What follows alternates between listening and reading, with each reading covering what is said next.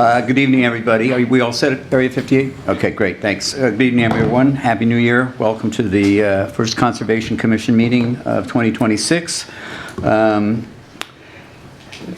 For those who don't know, our conservation agent, Emil Assing, resigned just before Christmas, so we are currently without a conservation agent. We are in the process of interviewing and hoping to hire someone.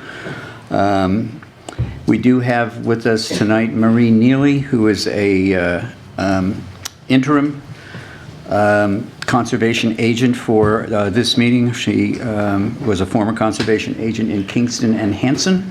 Is that correct? Halifax. Halifax, okay.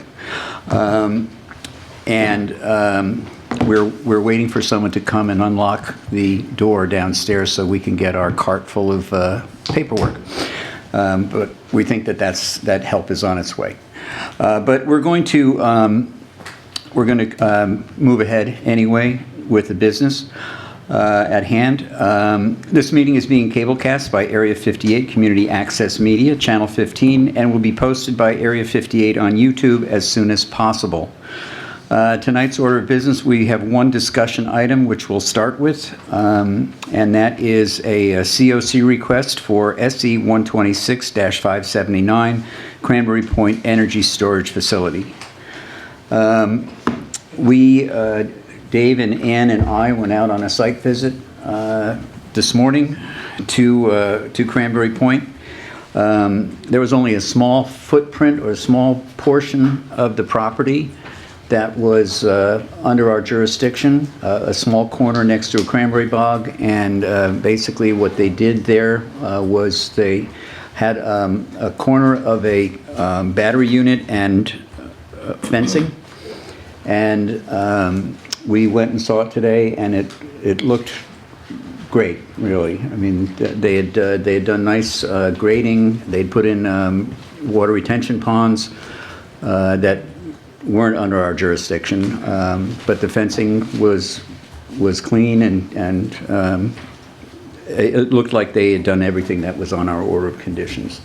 So, Ann or Dave, do either of you have any concerns? No concerns. Questions with that? Okay. Yeah, it looked really, really good. I hadn't been back there since it went online. All right, so I'll entertain a motion to approve the COC request. So moved. All right. Ann made the motion. Second? Second. Dave seconded. All right. So it's been moved and seconded to approve the COC request for SC 126-579 Cranberry Point Energy Storage. All those in favor say aye. Aye. Aye. Any opposed? Hearing none. That's approved unanimously. All right, moving on. Our first order of business here after the discussion is the continued public hearing for 0 Wareham Street. I know that there are representatives here tonight from the applicant, and is there anybody here tonight from AD Makepeace? I am Jared Plan with Foley and Lardner. All right, thank you very much. I didn't know if anyone was here. So notice is hereby given in accordance with the Massachusetts Wetlands Protection Act, MGL Chapter 131, Section 40, and the Carver Wetlands Protection Bylaw, that a public hearing will be held at 7:00 p.m. on Wednesday. This says November 5th, but we've been continued to this. Wednesday, January 7, 2026, in meeting room number 1 at the Carver Town Hall to hear the notice of intent submitted by... Oh, I'm sorry. I'm looking at an old thing. I'm sorry. New public hearings. I'm looking at an old one. This has since been continued to our next meeting. See what happens when the people we need to leave. All right. So we have it's 0 Golden Pond Road off Federal Road, a request for determination of applicability, an RDA. Notice is hereby given in accordance with the Massachusetts Wetlands Protection Act, MGL Chapter 131, Section 40, and the Carver Wetlands Protection Bylaw, that a public hearing will be held at 7:00 p.m. on Wednesday, January 7th, 2026, in meeting room number 1 at the Carver Town Hall to hear the request for a determination of applicability submitted by the Community Land and Water Coalition, Inc., to determine the following. A, whether the area depicted on the plans is an area subject to jurisdiction of the Wetlands Protection Act. B, whether the boundaries of the resource areas depicted on the plans are accurately delineated. C, whether the activities depicted on the plans is subject to the Wetlands Protection Act and its regulations. D, whether the area and/or work depicted on reference plans is subject to the jurisdiction of any municipal wetlands ordinance or bylaw of the town of Carver. This property is located at 0 Golden Pond Road off Federal Road, Carver, Massachusetts. Assessors Map 131, Lot 2, Lots 1 through 3. All interested parties are invited to attend. So, Ms. Sheehan. Yes.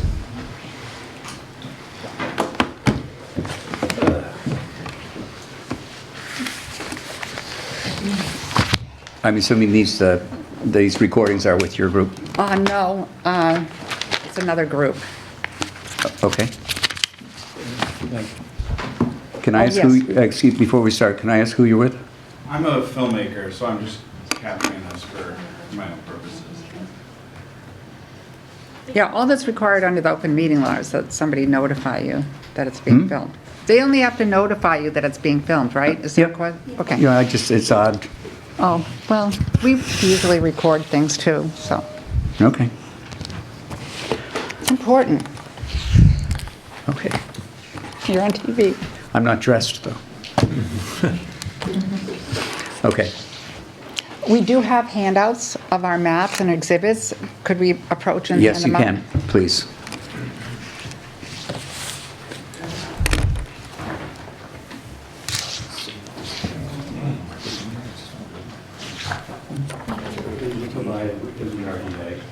I believe you. Thank you. I think they've been on the scene.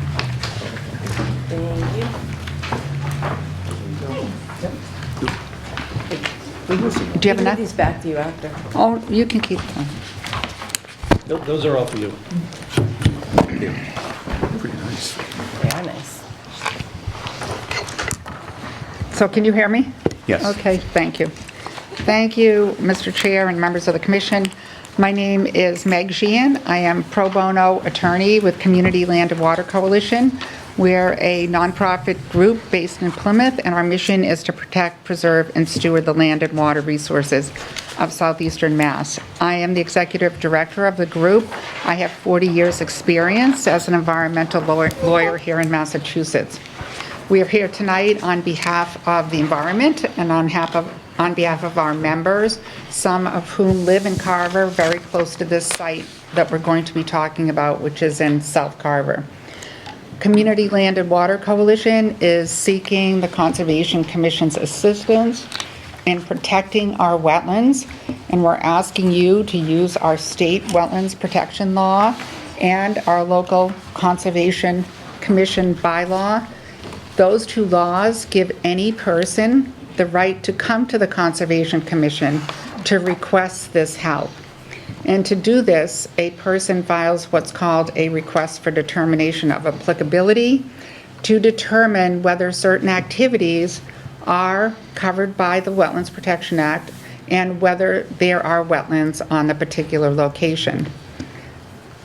Generally, the Wetlands Protection Act requires a permit, what's called an order of conditions, and I know the commission knows this, but I just wanted to kind of give the framework of what we're talking about.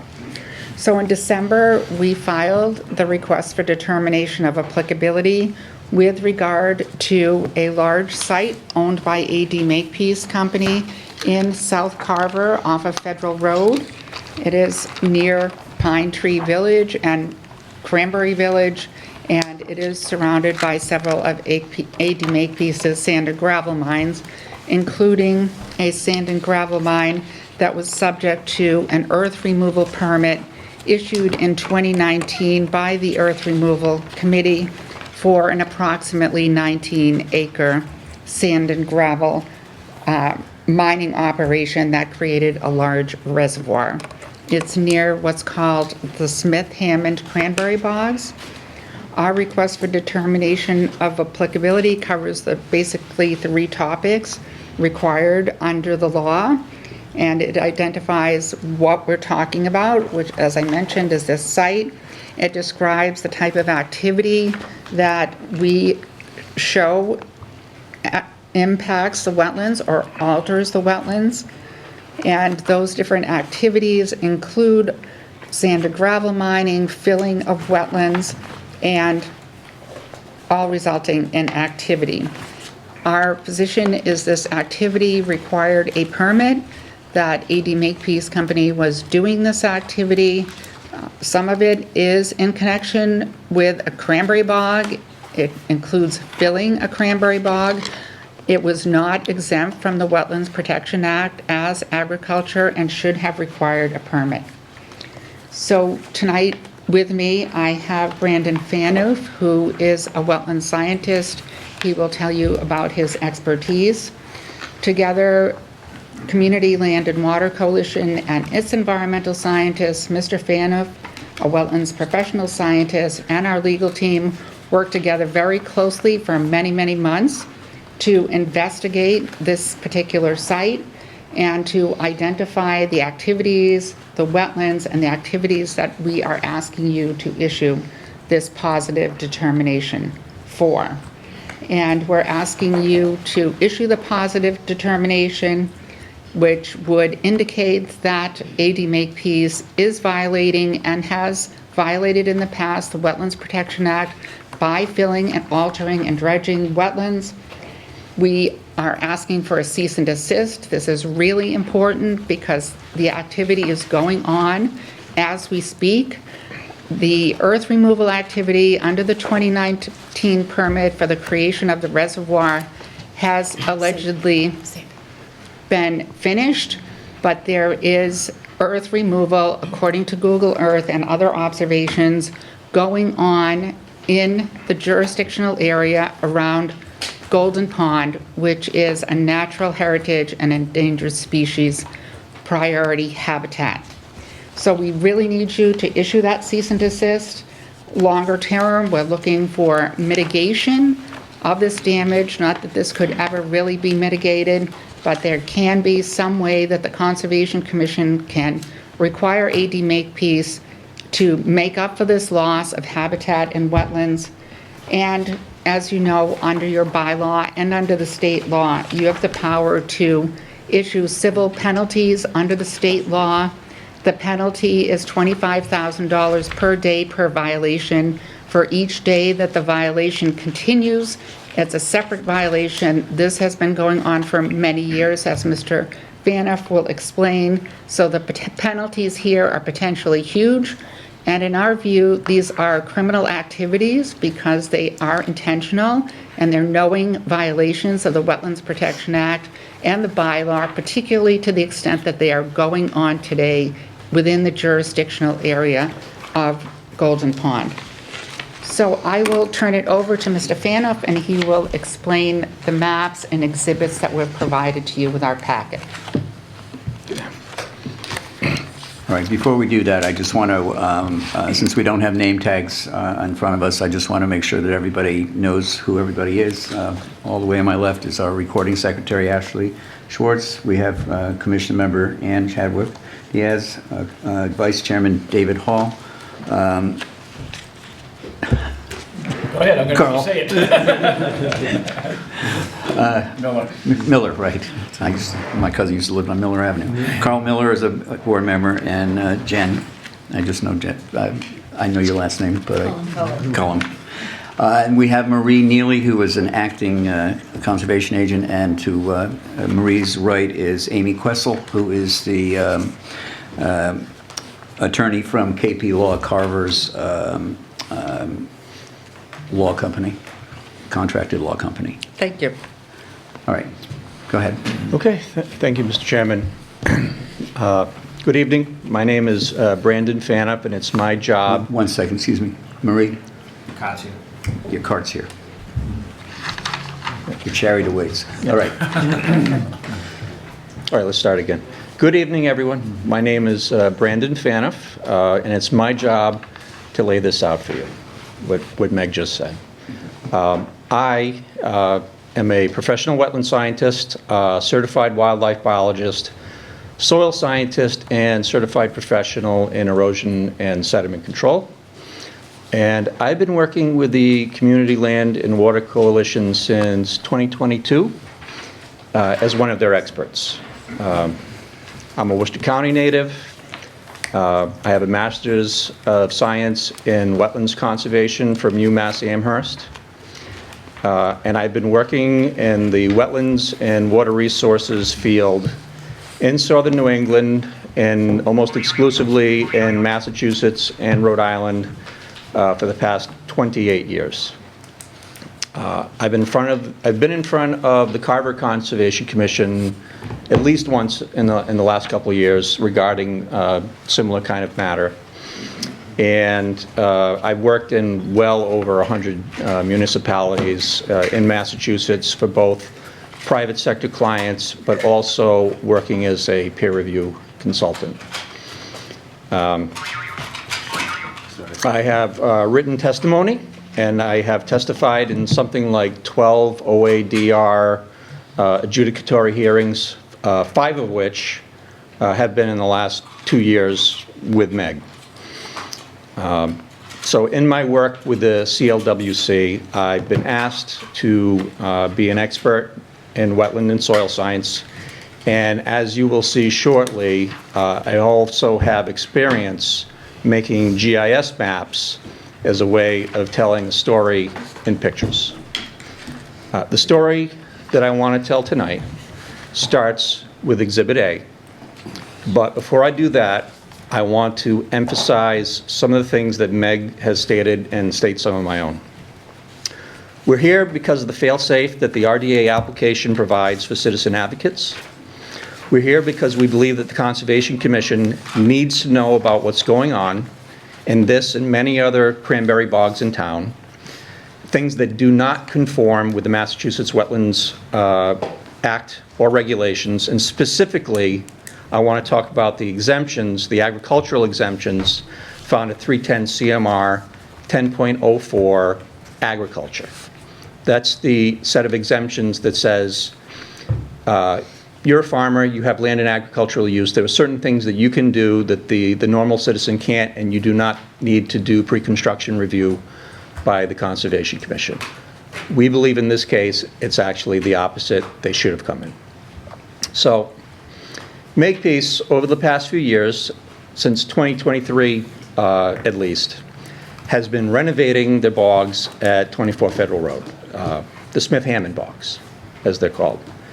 And as part of the renovation process, they've been squaring off their bogs, filling the bogs with sand, filling FEMA floodplain, that is bordering land subject to flooding under the Wetlands Protection Act, altering riverfront area, and making blue line USGS perennial streams just outright disappear. We believe that the work has occurred in broad daylight are shocking violations of the Wetlands Protection Act and regulations. Keep in mind that no one is saying that Makepeace doesn't have the right to farm. No one is arguing that the active bogs, at least, are not land in agricultural use and are not afforded the rights and privileges pertaining thereto. What we are saying is that Makepeace has been taking privileges that they are not entitled to, and that's what I want to talk to you about tonight. The bogs that were present in more or less their natural form in 2023 were perfectly legal and in conformance with the Wetlands Protection Act. However, it was around that time that Makepeace started making so-called improvements to the bogs. The Wetlands Protection Act and regulations allow for what's called normal improvement of land and agricultural use. Those provisions are found at 310 CMR 10.04 Agriculture Subpart C. Sorry if I get boring, but I need to put all this on the record, right? Subsection C1D speaks of a farmer's ability to square off fields and bogs and reads as follows. The squaring off of fields and bogs, provided that the activity does not alter a bordering vegetated wetland. I'll say that again, that the activity does not alter a bordering vegetated wetland.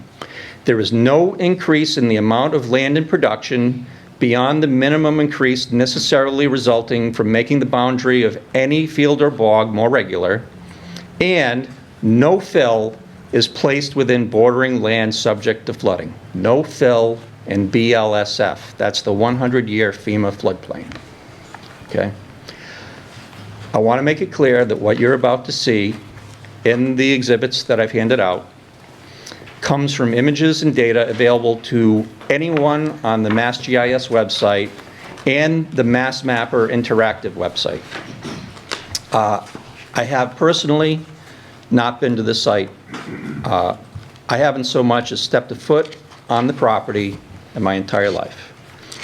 That said, I have my own GIS program and have determined that approximately 58.5 acres of bordering vegetated wetland has been filled with sand. And of that 58.5, approximately 6.3 acres has been destroyed completely. So it's no longer like being a farmed cranberry bog. It now exists as upland. And bordering vegetated wetland is defined in 310 CMR 10.55. I found that approximately 58.75 acres of bordering land subject to flooding, as defined by 310 CMR 10.57, has been filled and destroyed, displacing floodwaters. Approximately 575 feet of perennial stream, as defined by 310 CMR 10.58, has been destroyed. It has disappeared. Approximately 28.5 acres of riverfront area associated with those perennial streams has also disappeared. Approximately 37,000 square feet, that's about 0.85 acres of land under water bodies or waterways, as defined by 310 CMR 10.56, has also been destroyed in the form of a filled pond. Approximately 575 singular linear feet of perennial stream, or 1,150 linear feet of inland bank, when both banks, on the bank on either side of the stream, are taken into consideration, also under section 10.58. And approximately 730 linear feet of inland bank of the pond that I was just talking about under 310 CMR 10.54 has also been destroyed. Okay, that's the view from 10,000 feet. So let me walk you through my findings and go through the exhibits so you can understand where I'm coming from. Can you show us on the maps where everything that you're talking about is, please? Oh yeah, it's going to be perfectly clear as we go through. So Exhibit A, which is the nice colorful USGS map, shows something very important, which are the solid blue lines. And you can see them, well, first of all, let's get our bearings. On the right-hand side, that circular series of topography lines, that's the old landfill. And just to the left of that is Federal Road. And then to the left of that, we get into the Smith-Hammond bogs. Okay, the red shaded areas, as well as the other colorful areas, represent different wetland types that DEP has mapped out using their own program and their own expertise, and has made available to the public. And that's in the upper left-hand corner, and the legend reads DEP Wetlands Overlay. The wetland type that I want to bring the most attention to are the red cranberry bogs. And on the map, they're red, and in the middle of each section it reads CB. And that's how DEP has labeled them, cranberry bog. Also, to a lesser degree, but still important, the blue open water On the right-hand side, just below the R in Raccoon Pond, there's an OW, open water pond, that I'm going to be talking about.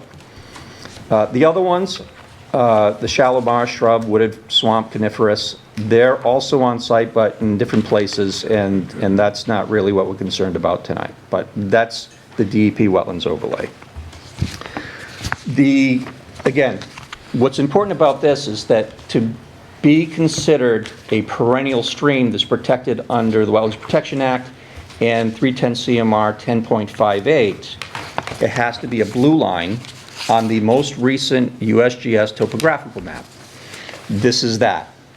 Lower left-hand corner of the map, and the lower, very lower part, it reads 2024 Wareham Quadrant. 2024 is the most recent set of USGS maps made, and this one happens to belong to something called the Wareham Quadrant. Okay? So, perennial streams receive a 200-foot riverfront area. And it reads, a river or stream shown as perennial on the current USGS or more recent map provided by the department is perennial. Therefore, the blue lines shown on Exhibit A and the following exhibits, I'm gonna carry them over into the rest of the exhibits so you can see where they are. Show the locations of the perennial streams. All right? Good with that one? Any questions about Exhibit A? I just have one question, kind of. So some people are colorblind, so they can't tell like a blue line from a red line. Okay. But I see a lot of blue lines that are connecting all the cranberry bogs, for example. And can you just, usually I see a perennial stream as being more of a continuous thing. Am I seeing this correctly, that those blue lines are? You are. Okay, can you maybe just explain that a little? Sure. They're short, no doubt, but they're still blue lines. In older versions of the USGS maps, these lines were shown throughout the cranberry bogs, and they were copious. And what USGS has done in more recent years is they removed the lines from the interior of the bogs, and they kept the blue lines that are not in the bogs, that either connect the bogs or go into or out of the bogs. And that's what's important to know here, is because inside the bogs, they could potentially be interpreted as canals, but once you're out of the bog, it's less likely. And these are a blue line is a blue line is a blue line. If it's a blue line, it is a USGS perennial stream, and that's what the Wetlands Protection Act recognizes. Okay? Okay. Now, if you go on to Exhibit B, the cranberry bogs are a little more of a burgundy color, but they continue to show the CB. So notice that the red area with the CB, that's the same DEP wetlands overlay as in Exhibit A that DEP has shown. And in this, it shows the configuration of the BVW cranberry bogs prior to being filled. It shows the same wetland types and the perennial streams. You see the short blue lines between the bogs that connect the bogs ultimately to Golden Pond to the north, and it continues to the south through the cranberry bogs, eventually into the Wankinko. Okay?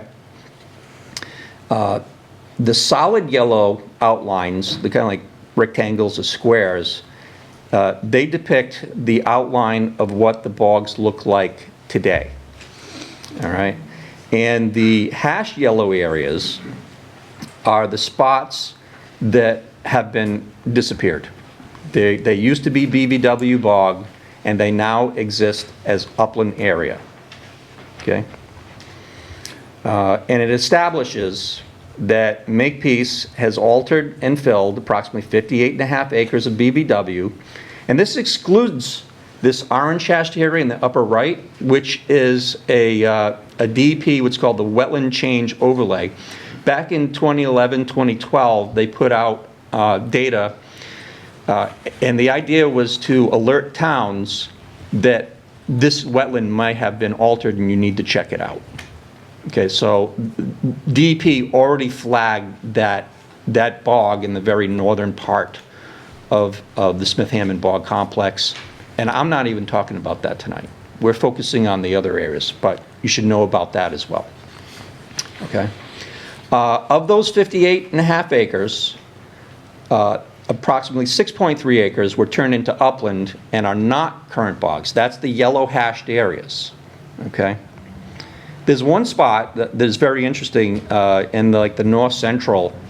There's still like a semicircle of bog left that they didn't fill in for reasons I don't know why, but they went around it. You see that? So that's still there, and I think that's going to be important in your own work, because we believe that these bogs were filled in with not inches but feet of sand, and this would be a good area to be able to get that kind of perspective and context. Okay? Any questions about this one? The bright yellow lines indicate what the bogs are today? Correct, and as we go along, you're going to be able to see that. All right, so am I safe to assume that in the northernmost, sheet-wise, the northernmost bog, which is, looks like it had a small original bog and a larger bog to its southeast? Yes, I said just to the left of the wetland change area? Yes. Yeah. That the area within the yellow lines that is not maroon is now cranberry bog? It's now cranberry bog. So yeah. why isn't that hash marked as being new wetlands?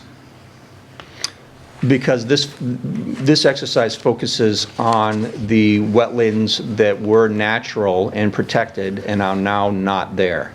So they converted upland to bog. So basically, this is what we used to call an upland bog. And I am aware that under your bylaw, if they turn it into a bog, even though it was an upland area, it is now, you now regulatorily considered to be a wetland. So, you know, as far as that's concerned, yes, that's... Do you know how many acres of not natural bog land has been converted to new bogs now? I didn't do that calculation. Okay. Mm-hmm. Continue. All right. Exhibit C. This map focuses on the bordering land subject to flooding, which is the 100-year floodplain, shown in a kind of a pink purplish. That's what we call FEMA Zone A. Okay? And this exhibit establishes that Makepeace filled approximately 58 3/4 acres of bordering land subject to flooding. And the yellow hash areas represent areas that were in the floodplain that are now filled in an upland area. But they were bogs originally, not in the configuration that they are now, but there were bogs there originally in the floodplain. Yeah, in fact, it's uncanny. The bogs and the floodplain line up very well. Okay. The original bogs. You stated that Makepeace created 58 bogs, 58 acres in the floodplain. No, I did not. I'm saying that Makepeace Okay, I thought, then I misheard you, I'm sorry. Makepeace filled in 58 3/4 acres of floodplain.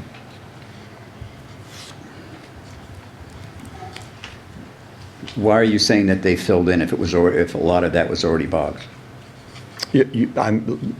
Allow me to continue along this journey and you will see. Okay. Okay. All right, questions about this one? And you can see in each individual bog, I calculated about how many acres of bordering land subject to the flooding that was filled. I have one question for maybe two of you. Even with agricultural exemptions, it's never permitted to fill in floodplains, is that correct or incorrect? You can apply a notice of intent to fill in floodplain, but there's a compensation requirement. So every cubic feet of floodplain that you fill in, you have to replace, and then elevation by elevation, okay? I see. So, yeah, the point is, it requires a notice of intent. It requires a notice of intent. Requires a Right. notice of intent, yeah. Ms. Questle, do you have any opinion on this? So She was asking actually about the agricultural exemption, and so he is correct that it's not actually exempt, but you can do it with a notice of intent. All right, thank you. Thank you. Yes. And the Conservation Commission, you're the first line of defense here, so it would come through you first. Okay, on to Exhibit D. Now we get into a more recent photo that shows the current configuration. So those yellow outlines over the original bogs, you can see now, this is an April 2025 Google Earth map, and I had to get it from Google Earth because the most recent aerial photo available from MassGIS is from 2023. And all this work started around 2023, before after they took the 2023 aerial photos. Okay, so this shows what it looks like in April of last year. All right.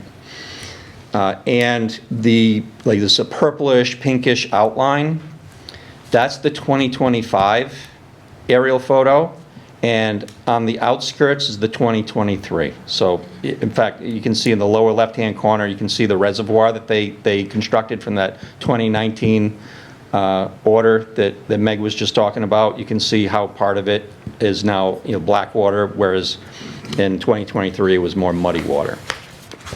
But you can see in this one, that configuration, those square and rectangular bogs, with the blue lines connecting them, carrying them over from the USGS map. I made sure that all those lines were geo-referenced and carried over from map to map. Okay, the red hashed areas represent the BVW bog that no longer exists, that now exists as upland. So, and it's a lot. It's approximately 6.3 acres of that red hashed area when you add it all up. That has been, as it says in the regulations, destroyed. Okay, so I went back into the 1990s. I looked at the 1990s photos, the 2005 photos, 2019, 23, got the 2025 Google aerial photo to give context to everything that's been going on here. Okay. Questions about this one? All right. On to Exhibit D. Sorry, Exhibit E. So this is a 2025 Google aerial with the current bog configuration and showing the altered USGS perennial streams. And they're now shown in red, and I apologize for people who are colorblind, but if you can see the short red lines that used to connect the bogs, they're just gone. They're just gone. And that equates to approximately, when you add all that up, it's about 575 linear feet of perennial stream, blue line USGS that has now been destroyed. Okay. Questions about that one? So you're saying everything that's in red is gone now? Yes, those were the And blue. those were perennial streams? Those were parts of the perennial streams on the USGS maps. Okay? Because they're just not there. All right, so on to Exhibit F, which is the 2021 LiDAR mapping, showing site topography. This is something that DEP did in 2011, and they did it again in 2021. It's a very useful tool for being able to tell how topography has changed, and it's especially helpful when somebody fills in a wetland or does excavation in an area that they're not supposed to. It's very hard to hide it now because of the LiDAR maps, and it's a very highly detailed depiction of elevation throughout the entire state. And what I want to point out here is, like, you can see the Smith-Hammond bogs in acute detail. You can see their outlines. You can even see the ditches inside of them. Like over to the right, you can see how large and high the landfill is in comparison.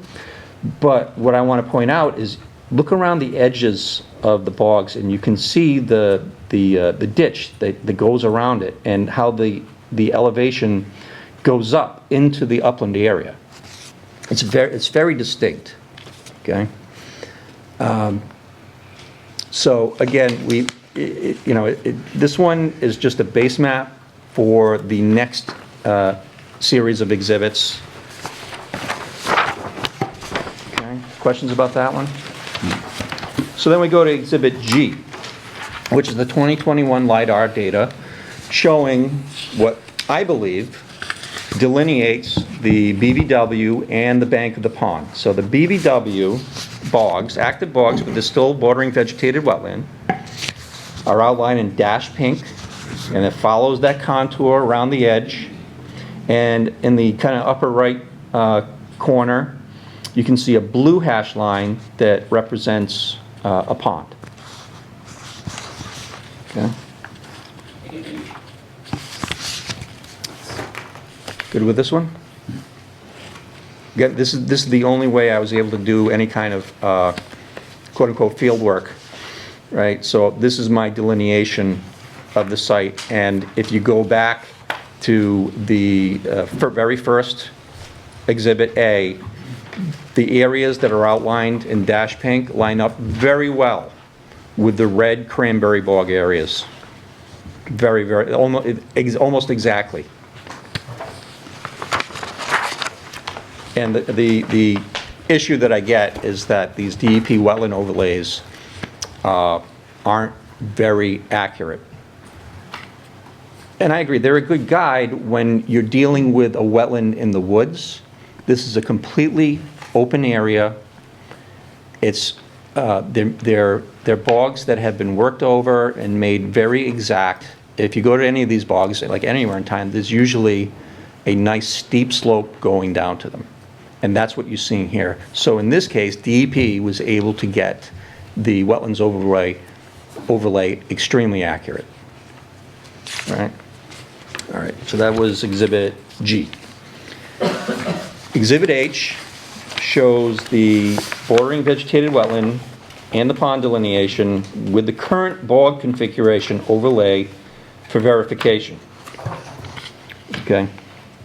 The yellow, the solid yellow outlines are the cranberry bogs as of 2025. So I took that Google 2025 aerial, circled around the bogs as they are now, and then I took that and I overlaid it here. And you can see how it deviates from the original bogs. Okay. And, you know, they're there for your benefit and your discussion. All right.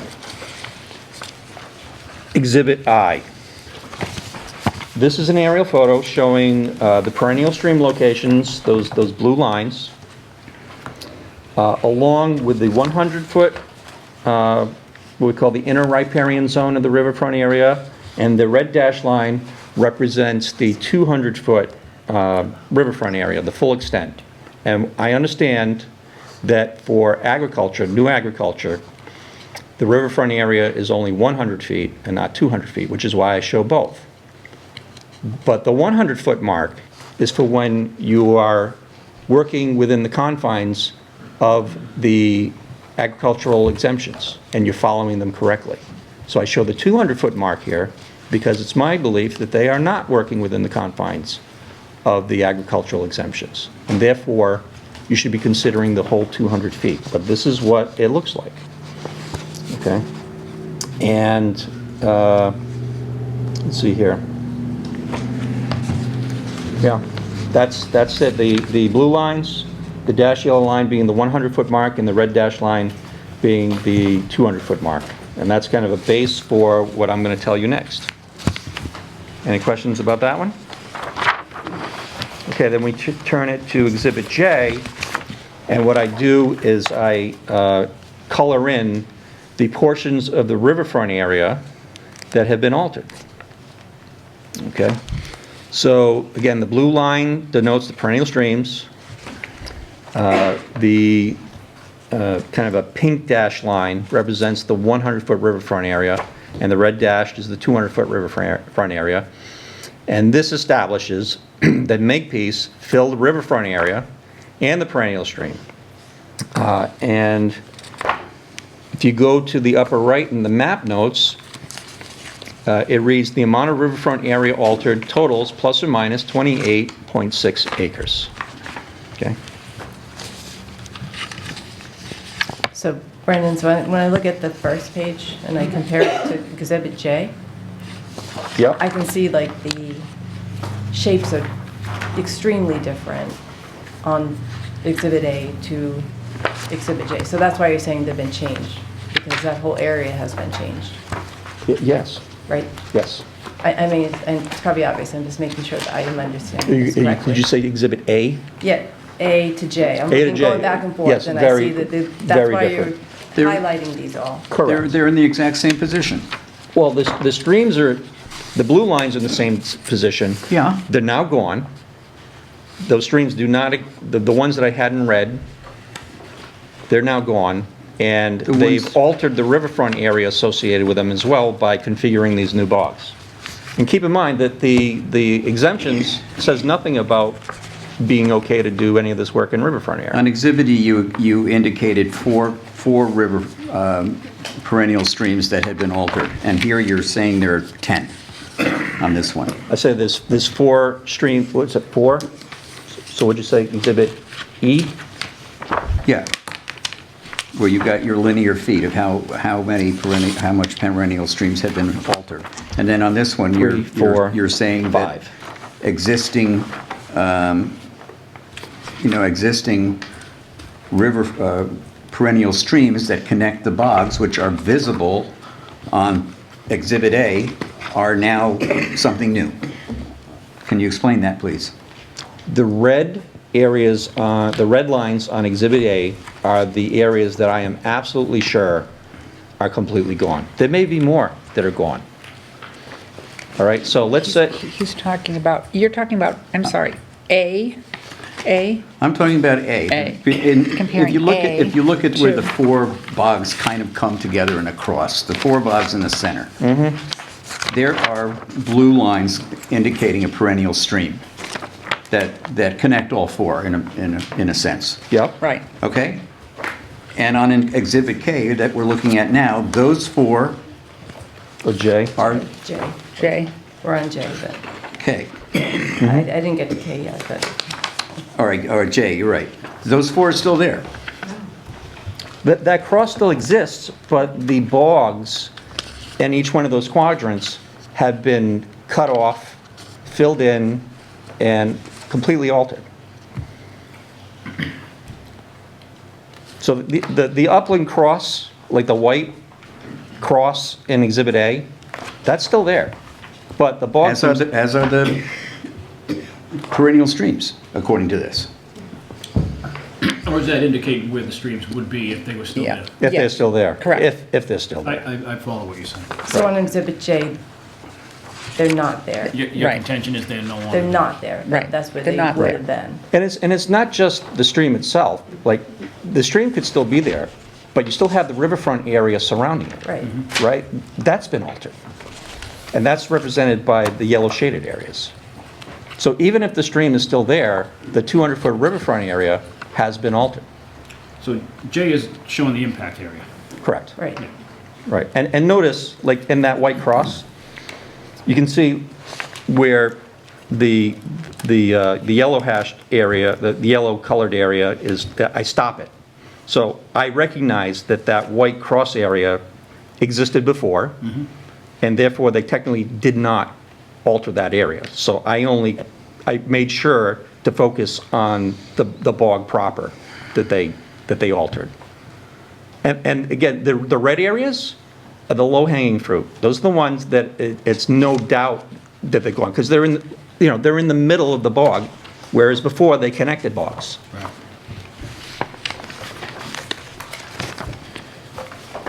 All right. All right, we on to Exhibit K now? Yes. Okay, so now we can get back to, remember I was talking about how the DEP well and overlay lines up extremely well with the bogs, and this LiDAR imagery really shows it well, how well the DEP wetland overlay, and therefore my wetland delineation lines up with the topography. It lines up with the DEP wetland overlay, and therefore my pink dash line. Okay, see what I have in my notes here for what I want to tell you. So the purpose of this exhibit is to show just how closely the Mass DEP wetlands overlay for cranberry bog and open water follows the topographical lines on the project locus, and is therefore very accurate in regards to relying on it to determine wetland boundaries for the active cranberry bogs and the reservoir, that open water OW, and the tailwater recovery ponds. Still ponds, though. Factors of importance include how the cranberry bog configuration for the most northeast bog, flagged by Mass DEP in the wetland change map, is actually smaller than the bog, current bog configuration. So, see that? The one in the very upper part of it, the one where the DEP had the wetland change map? DEP created the red shaded areas before that DEP wetland change map came out in 2011, 2012. So you can see how the bog configuration changed, and DEP obviously picked up with that on that, and they flagged it by calling it under the DEP wetland change. All right. Yeah, yeah, okay. I'm going to leave it at that. Any questions about this one? You can see the solid yellow line where the bogs are today, the DEP wetlands overlay, the topography where the bogs used to be now. And to me, it's very clear. All right. What I do now in Exhibit L is I focus in on one particular bog. All right, so you were just looking at Exhibit J, and the more upper right-hand corner, it's the bog that's closest to Federal Road. All right, and we have this up here, so can you see you have it in front of you anyway, but if anybody else is looking. I'll turn it in so the audience can see it. Yeah.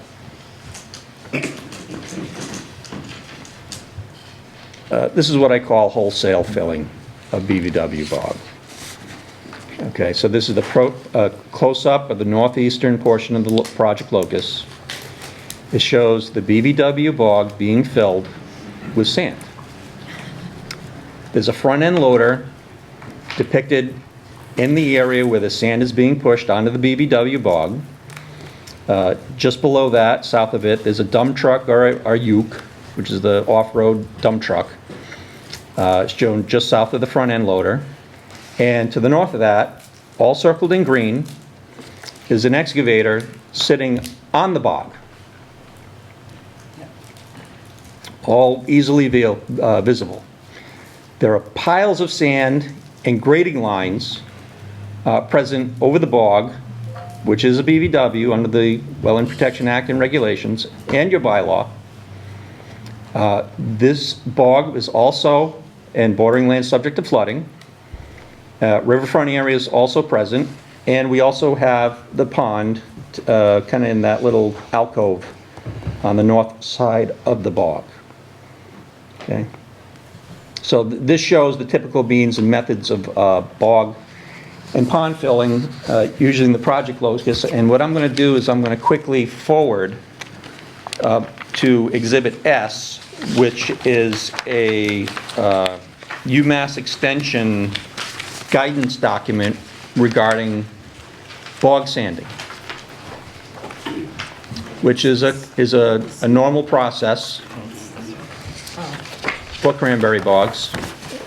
Cranberry bog maintenance can be considered normal maintenance of land and agricultural use. However, and I'll read really the first sentence of this. Sanding is the most commonly used cultural practice in cranberry production in Massachusetts. second sentence. Growers apply a thin, that is 1/2 inch to 2-inch layer of sand on the surface of producing cranberry bogs at 2 to 5 year intervals in order to promote growth, improve productivity, suppress disease, and reduce insect populations. That is the normal way to do it. If you look at this photograph, that does not look like a thin 1/2 inch to 2-inch layer of sand. That is wholesale, large, what I call the big yellow machines, pushing sand into the bog. This is not the first place that we've seen it. But this is what we want to point out to you tonight. This is not normal sanding activity. This is wholesale filling of bog, and we believe that it is in the feet Is of there any, filling. I don't have time to read this entire document. Is there anything in this document regarding a change of a bog, of the type of berry being grown there, where they have to remove all the berries and start from fresh? How much sand they need? I do not know that answer off the top of my head. But I will state that you appear to be referring to renovating bogs, which this was apparently a bog renovation. So it was filled in with feet of sand and then probably some peat. There aren't photographs of that on the aerials available. But it was filled in with several feet of this material and then new vines planted. You can see that from the street on Federal Road. All right, And if so- you've driven by there, you could see the people planting All right, the so- new vines. But so- that is not allowed. You cannot fill it in. You cannot fill in all these resource areas and plant a new bog without a permit. That's what we're saying. And that was made clear by the administrative law judge in one of the other cases that we're dealing with in Plymouth, which I'd be happy to send you. Is that because they're changing the footprint of the bog? They're filling it in Right, and okay. removing the functions. It's no longer functioning as a bordering land subject to flooding or a bordering vegetated wetlands, et cetera, et cetera. They're filling it in and putting the new type of berry. Right. Is what they're doing. Right. But they're not supposed to be filling it in with Right. feet or And- whatever of sand. Right, and I haven't been able to go to the site, or I have not even been allowed to go on the footprint of these bogs where they've done this. But we believe that the amount of sand that's put on the bogs has been so deep and so extensive that I wonder if these areas are actually functioning as wetlands at all anymore. And having studied this for several years now, when we hear the cranberry bog growers talking about renovating the bogs, I think probably most people think that they go out and they remove the existing vines and plant new ones in their place. But that's not what's happening. What's happening is they're just smothering what's there with feet of sand and peat, et cetera, and planting new vines on top of that, probably because it's easier and more efficient and nobody's watching and they can do this. But that is not allowed under the Wetlands Protection Act without a permit. That's not considered maintenance. It's not considered normal improvement of land and agricultural use for all of the reasons that Brandon stated, which includes that you cannot fill BVW, you can't fill bordering land subject to flooding, you certainly can't fill riverfront, et cetera. Yeah. If you wanted to renovate this bog or square it off, you would have gone and pulled out those old vines and put in the pilgrim blacks or whatever they are, and then you would have squared off maybe just a little bit around the edges, but it has to be the minimum. You don't get to go and fill 58 acres of cranberry bogs, wetlands that were made from natural wetlands. This was probably once a cedar swamp and a very unique ecosystem. You don't get to do this. Okay, well, this photo shows sand being pushed in from, obviously, their loading area. It doesn't show depth, and it doesn't show if the sand that's already on the bog had been spread further into the corners to come up with 2 inches of thickness. Well, can we move on to Exhibit M, as in Mary? So I can show you what it looked like in 2025. So that aerial photo we were just looking at was from the spring of 2023. And now, in Exhibit M, we're looking at the Google 2025 aerial photo. Same area, same solid yellow line being the configuration of the new bog, the hashed red area being where the bog used to be, the part that's now filled and exists as upland.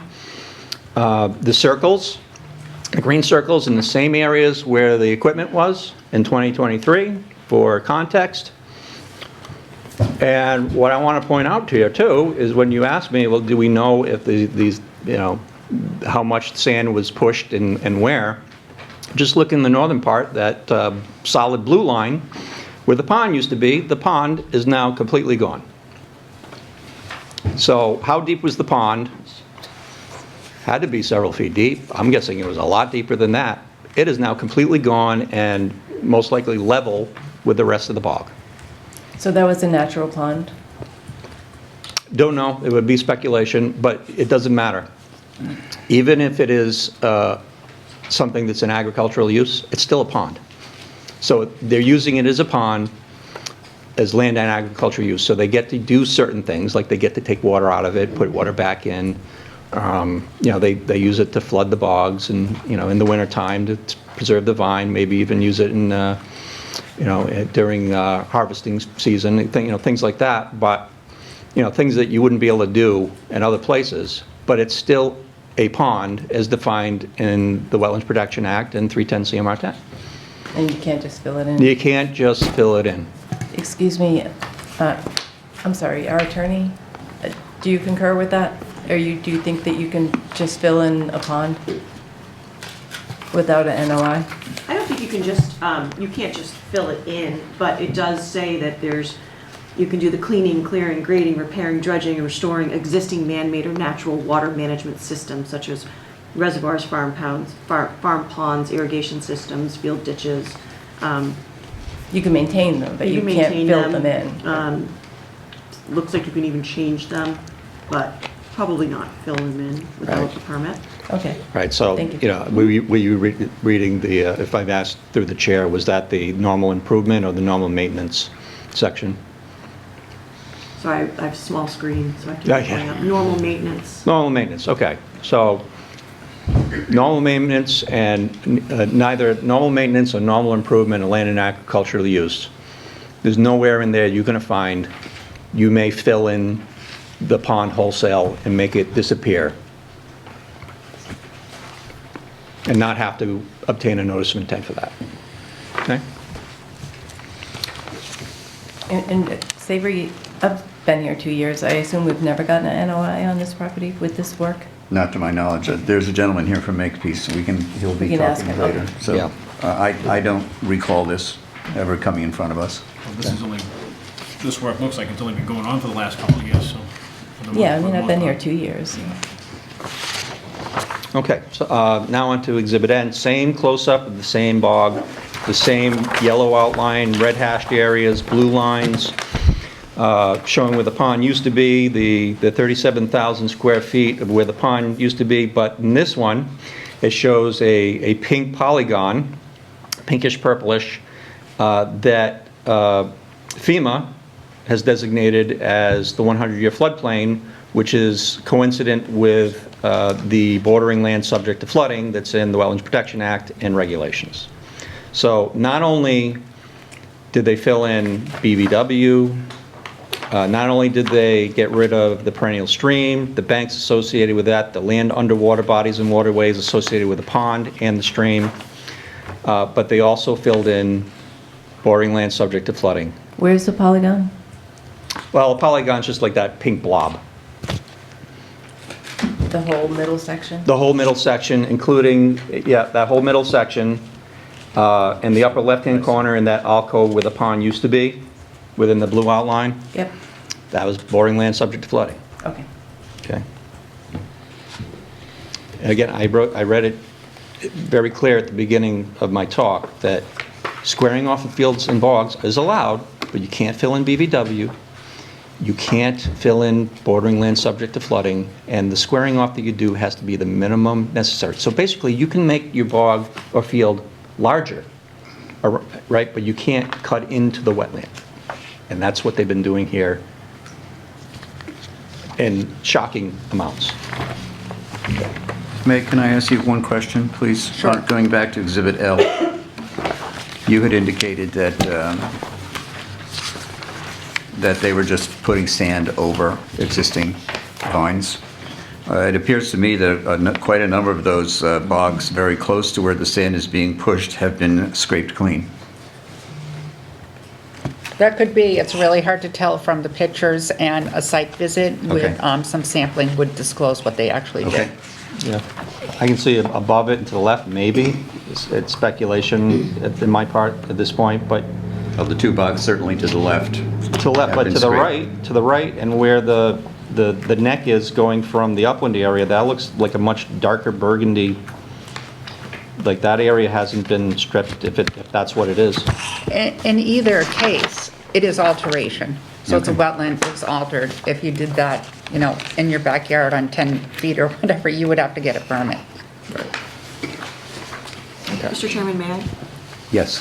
In what document, what exhibit, I know we're not done yet, but in what exhibit is it established where there's BVW and where there's BLSF? Because it doesn't show that on A, which is the DEP wetlands overlay. Yeah, it's my opinion that all of the red shaded areas and the areas that I outline in dash pink represent bordering vegetated wetland. But how did you determine that it's not shown on the DEP overlay? Well, on the DEP overlay, they specify what kind of wetland it is. Is it a bog? Is it a marsh? Is it a deciduous forested wetland? Is it a coniferous wetland? A bordering vegetated wetland, it has to border a water body or waterway, right? So the perennial stream is your waterway, which connects up to Golden Pond, and it continues down to down south off-site as well. So it borders the perennial streams. Not all of the pink borders a stream. The pink is the bordering land subject to flooding. So that's the different. that's the floodplain, that's different. So what color is BVW then? Because here, the one we're on right now, that's why I'm asking the question. The one we're on now is N, and it says BVW bog. It's the same color of your BLSF. Right, the BVW bog is the, if you go back to Exhibit L, it's the more red, the dark burgundy area, as well as the red shaded areas that have been completely filled in and now exist as upland area. So I think maybe the question is, can they be both? They're No, pink. Okay. no, I think they can. I think Right, they can. okay. No, my question, I'm trying to figure out how you determined what was BVW from just maps. Yeah, right. So, again, a BVW has to border a water body or waterway. But not all of your area that's considered BVW, it doesn't all border. Yes, they do. The blue lines show the connections between them all. So I think that so if we go to C, Yeah. I think that is the purple BVW, or is that all, you have purple and pink? Well, the purple or pink, that's bordering land subject to flooding. So that doesn't have to border. So then you have, okay, so you have the BVW bog on D, say. You're saying that all of the areas in yellow border on some kind of water? Yellow or the red hashed, where the No, the bogs used to yellow be. outline, because you've got BVW bog, BVW bog, BVW bog. You're saying that everything inside these yellow lines, BVW bog, border on water? Presumably, based on if those blue lines still exist and they're all connected, then they do, yes. And you know what, that's a good question, because if these blue lines are now gone, then they could possibly be considered isolated wetlands, which would be a major violation, because now they went from bordering to isolated, which means the entire bog is a violation. We think it's still a violation because of the excessive amount of sand that's been put in it. But the blue lines give you that connection of the bordering part. Blue line is a stream, so the wetland has to border a stream, creek, river, pond, lake. So the blue lines represent your water body or your waterway. Isn't BVW normally done by field work? Normally, but Okay. I am not allowed on site. Not yet, Yeah, anyway. that's all I wanted to. Yeah, So there's no delineation has been done on this property, is what you're saying? not a field delineation. All right, so I am doing my best to show you through these graphics how clear it is where the boundary of the wetland is, that pink dashed line, Using the maps and the... using the maps. Perennial streams. And Yeah, and if you've been around bogs, the old style bogs anyway, they go down very quickly to where the bog is, and the bog is a wetland. Yeah. All right, where were we? Okay, I think we're on to O. Okay, we're on to O. So this is the 2025 Google Earth aerial in the pink purplish outline. And what I wanted to do here is I wanted to show you that Golden Pond is considered priority habitat of rare and endangered species. And the orange hashed area in the lower right-hand corner of that pH 512 orange area on the north side is part of the priority habitat, and it has been altered. So based on that, this is a MESA violation, Massachusetts Endangered Species Act violation. And there should have been an application with the Natural Heritage Endangered Species Program. Okay, and that comes up to approximately 15,000 square feet. So that's under regulation of the Massachusetts Endangered Species Act, General Law, Chapter 131A, and its regulations at 310 CMR 10, and the regulations at 310 CMR 10. And there's been no known review under the Massachusetts Endangered Species Act for the disturbance of that area, for the review of projects or activities for take of state-listed species in priority habitat, and Section 10.19, performance standard for avoidance of take of state-listed species. So this was completely ignored as well. Questions about that one?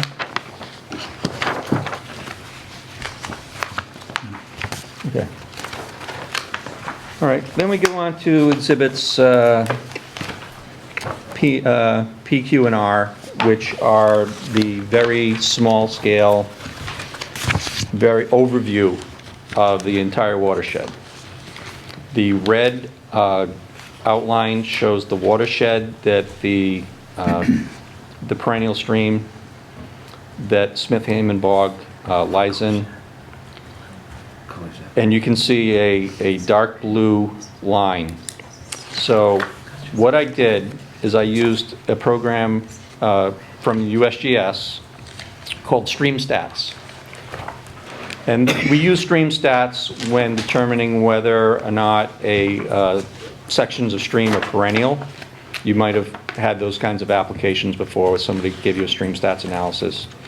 But in this case, I determined what the thread of the river is using stream stats all the way down to Buzzards Bay. Okay, so I want to show the connection. It's all connected, folks. The red outlined area where if you can see on the left-hand side, that's the Smith Hammond Bog, 24 Federal Road, in full. Okay, that's the outline, and the blue lines show the rivers as they flow through it and continued south. Eventually, the stream flows into Tohonet Pond, and then it continues south down the Wankinko. All right, so it's all connected. It all ends up going into Buzzards Bay. Exhibit Q, show it a slightly different way. Now the watershed, which is 42 square miles that this site occurs in, is in this nice shaded blue. And you can see more of the area, because this is the 2023 aerial photo. You can see some of the other bogs in the immediate area, showing the same thing, and how it's all connected. And it's all important. And the last one, Exhibit R, using the same methods, I just changed the base map. This is the shaded relief map, which is really an amazing map. It's 2021 LiDAR. It shows the topography in a different way, which I think makes things a little more clear. It gives you a better sense of what's really going on. And you can tell, you can even see where the landfill is, just to the right of the site. You can see that little bump. It's like a little mound right there. And how everything, if you can see lines going up and down this watershed, how everything just flows to the south towards Buzzards Bay, and how it all connects together. And So Brendan, yeah. when looking at this, what we're considering tonight is the part in Carver that it's really a small part of this whole watershed. And so the yellow part that's in Carver, and then the perennial stream that you have also highlighted with the red, that's what we're talking about. The perennial stream in blue and the site in blue red. with the red around it, yeah. Right, that's the area that we're considering tonight. But I want to give you the No, context appreciate it. of what we're talking about here. All right? I already went over Exhibit S. Okay. All right, do you have, And yeah, do you have that one? this is one, that's the other one, and Yeah. So then we have exhibits T, U, V, and W. Yeah. Okay, thank you. Do you have those in there? With in it? your packet? Yep, your Yes. packet. T. All right, good. So, Exhibit T, 2019 aerial photo showing outline of cleared areas and/or areas of earth removal. So the yellow outline is the area that has been cleared of vegetation, is currently being mined. Okay. And it shows the northern and southern portions of the project locus as forest before 2019 and earth removal, and the USGS perennial streams are also shown. Okay, then we get to exhibit, what? T? No. U. U, sorry. Okay. So, it's here. Yep. Oh, yes, I wanted to show this one. It should show the very northern part of the property next to Golden Field Pond. And the perennial stream in blue, which doesn't match up exactly with what's probably in the field, but that's the best USGS could do, but they show that there is a perennial stream there. And in the green circle, you can see these piles, which look to me like dump truck loads of dirt being laid down right next to the stream, right up to the edge of the stream, on the bank and in the 100-foot inner riparian corridor of the riverfront area. Are we on Are you in, U? I think you're in V. What map are you on? V is in Victor. Oh, V, sorry. Big, yeah. Did I miss one? It could also be the scrapings of the vines. Still, it's fill. It's fill material, whether it's organic or whether it's non-organic, and it's on the stream, and it's in the riverfront area. It looks like it's even on the bank. And there's nothing in the agricultural exceptions that allows for an activity like that. So I wanted to point that out. Okay. Thank you. All right, and Exhibit W, it's a close-up of the northeast portion of the project locus, and it shows the BVW bog being filled with sand. Filling BVW bog, 2/19/2022. Similar to what is shown on Exhibit L, just in different area. Just different area. And all those bogs have been scraped clean. And the piles at the northern end of them look like the piles that you were shown in Exhibit B. That doesn't matter, it actually looks like snow Well, cover it does or matter frost. because we were told earlier that they were putting sand on top of the vines. Well, you know, it doesn't matter if they scrape the It does. vines clean I'm or sorry, not. it does. Why would it, Because- just out of yeah. curiosity, why would it matter? Because you can't determine, if the vines have been removed and they put the sand on it, you can't determine from the air whether it's a 1 inch thick or a foot thick. But it's an alteration. It's an activity, it's an alteration in a resource area. So But if whether it's 1 inch, it's part of sanding, which is Right. allowed. But I'm going to go out on a limb here, and I'm going to say that if you have a uke, an excavator, and a large front-end loader pushing sand across the bog, it's more than an inch. And that's not the type of equipment that's used for bog sanding. I think, we've all seen pictures. I've never seen it in person. But you don't use a uke and a dump truck and push sand with an excavator in order to sand the bog. So basically what you're saying is that anytime any cranberry owner wants to change the type of berry that he's growing in a bog, that he has to come in front of us.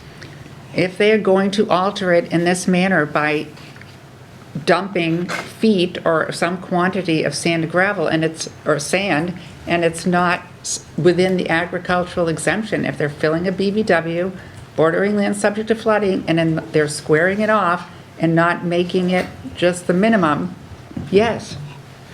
Yes, that's what the agricultural exemption states. Ms. Klessel, I have a question for you. Maybe you know the answer, maybe not. We had another hearing back earlier or in November on a separate item, and the presenter indicated at the time that man-made waterways such as canals, culverts, and reservoirs that may have been at one point part of a perennial stream, once they're man-made, they lose that distinction as being a perennial stream. Well, I would think that they wouldn't be shown on the USGS as a perennial stream because they're man-made. So that probably is correct, I don't know for certain. All right. I mean, it seems to me that you've got perennial streams that are 80 feet long, going between the bogs. That to me tells me it's a culvert and man-made. The other, if you look on A, it appears to me that, so right under Golden Field on A, you can see that is a USGS perennial stream.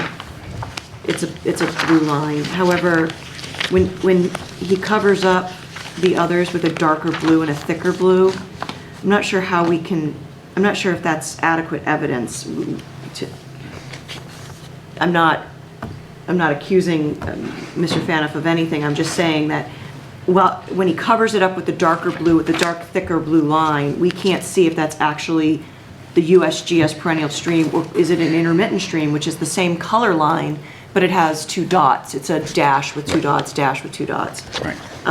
So, while I think the purpose was to make this helpful, we can't be certain. Okay. But you do have the option of going out and looking. My testimony is... Or just looking at the USGS. Yeah, okay, so my testimony, for tonight anyway, and if you need me to take that off, and I was trying to be helpful. Yeah, I know. But if I'm not- you want, I'm not and I down get with where you're coming from, but I can take that off, and we can continue the hearing, All right. the meeting, okay? I So would can like show to you. hear from the representative from Makepeace. Oh, I'd like to finish the, Oh, I'm sorry. Yeah, I gotta thought look. we were done with the, I got a closing statement. okay. Closing statement, okay. So, here we go. Okay, so even though these wetlands are in agricultural production, they still have value. They have value to the people of Carver and the entire Commonwealth. There are 8 public interests identified in the Wetlands Protection Act, 7 of which I think are applicable here. We'll leave out land containing shellfish for tonight. But they include protection of public water supply, protection of private water supply, protection of groundwater supply, flood control, storm damage prevention, prevention of pollution, protection of fisheries, and protection of wildlife habitat. So think about these. This property is within the Plymouth Carver sole source aquifer where people are getting their drinking water. The FEMA floodplain that was filled aids in flood control, as well as its cousin, storm damage prevention. The rich organic soils in the wetland and the bogs help prevent pollution by treating contaminants. These are the world's carbon filters. The water from these wetlands supply rivers and streams. In this case, ultimately, the Wankinko, which flows all the way down to Buzzards Bay. They support fisheries. Do you like to fish? What they do up here affects down there. Actively farmed cranberry bogs aren't exactly known as what's known as pristine wildlife habitat, but they still provide a kind of habitat you can't find in other parts of the state. It's one of the cool things about Carver. What we're asking you to do tonight is to issue positive determinations as follows. Number one, the areas described in Exhibits A through O are areas subject to protection and jurisdiction under the Act, specifically bordering vegetated wetland, bordering land subject to flooding, riverfront area, inland bank, land under water bodies and waterways, as specifically outlined in Exhibit C for bordering land subject to flooding, is Exhibits G and or H for bordering vegetated wetland as associated with cranberry bogs, Exhibit G and or H for inland bank and land under water bodies and waterways for the pond, Exhibit E, I, and J for riverfront area, and on RDA form section 2B, select positive 1. We're looking for a positive 1 determination on that. Number 2, Exhibits C, G, H, and I to confirm the boundaries as accurate for bordering land subject to flooding, bordering vegetated wetland, inland bank, land underwater bodies and waterways, and riverfront area. And on the RDA form, section 2B, select positive 2A and make a vote for a positive 2A. Number 3, the work described in Exhibits A through O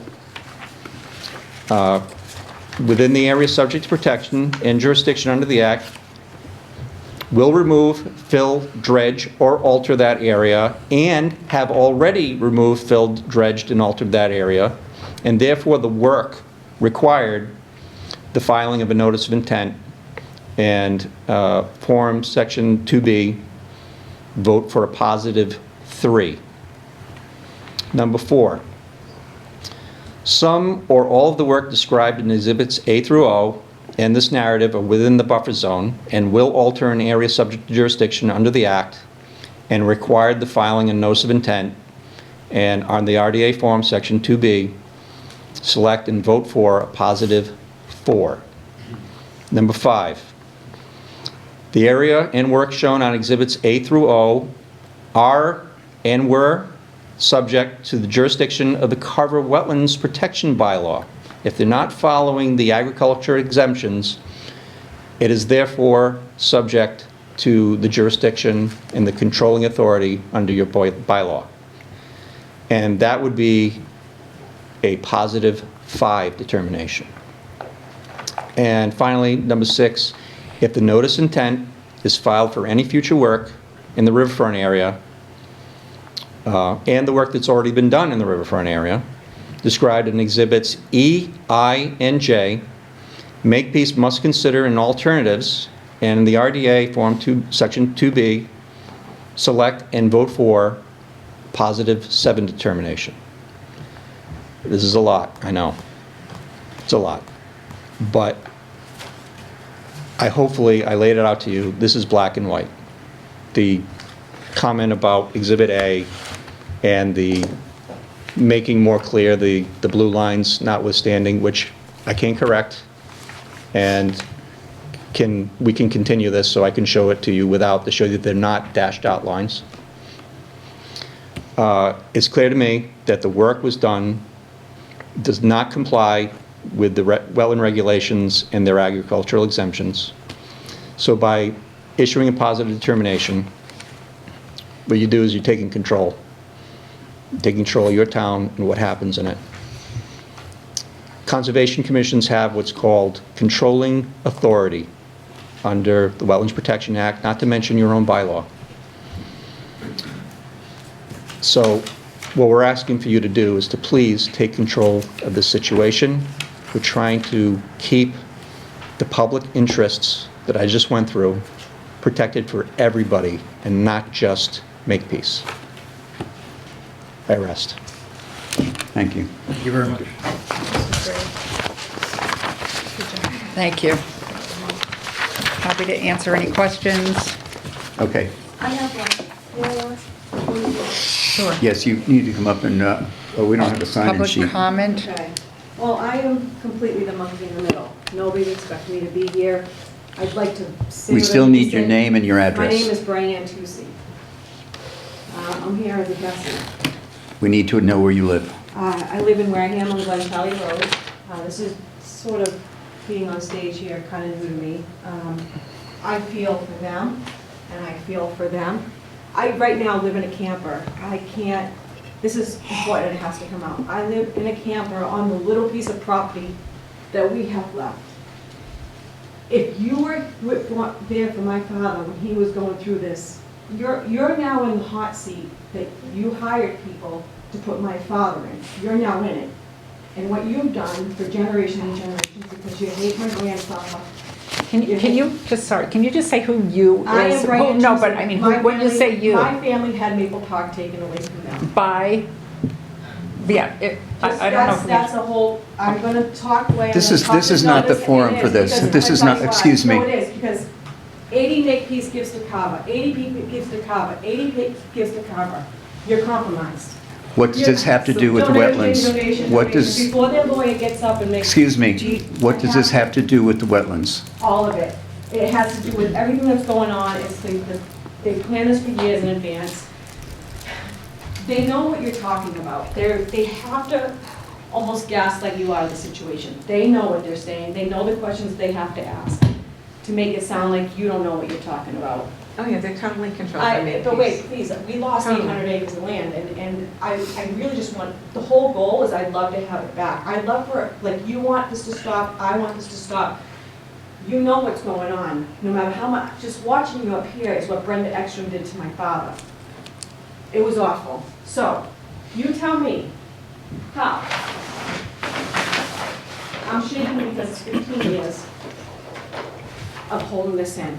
How you guys are able to do what This is you not, do. excuse No, me, it I'm is, cutting ma'am. you off. I'm cutting you off right now. It's a public Yes, I hearing. am. It's a public hearing. I have a No. right, at least legally, I have a right to. No, do this. because it's not relevant. It is. Excuse me, it is How not are you- relevant. No, you're sticking up for yourself, you should. It is not relevant to wetlands protection. It's all perjury, it's everything, it's all, it's one. Excuse it's me. one big thing. It is. Excuse me, please How? take a seat. I'm not gonna. So. Excuse me, please how take a seat 800 or acres of I will land ask was you a to problem- leave. How 800 acres of land was a problem for my father. Excuse me. You guys have 3,200 acres, 600 acres, all these acres to mine, and we were a problem. Excuse How me. I had asked you to please stop. Okay, I will stop, but why don't you do this? Read this to me. Read this for everybody. What does it say? Say it out loud, please. Sand wars. No. It doesn't say sand wars. What does it say? Grants that keep on giving. From whom? I don't know.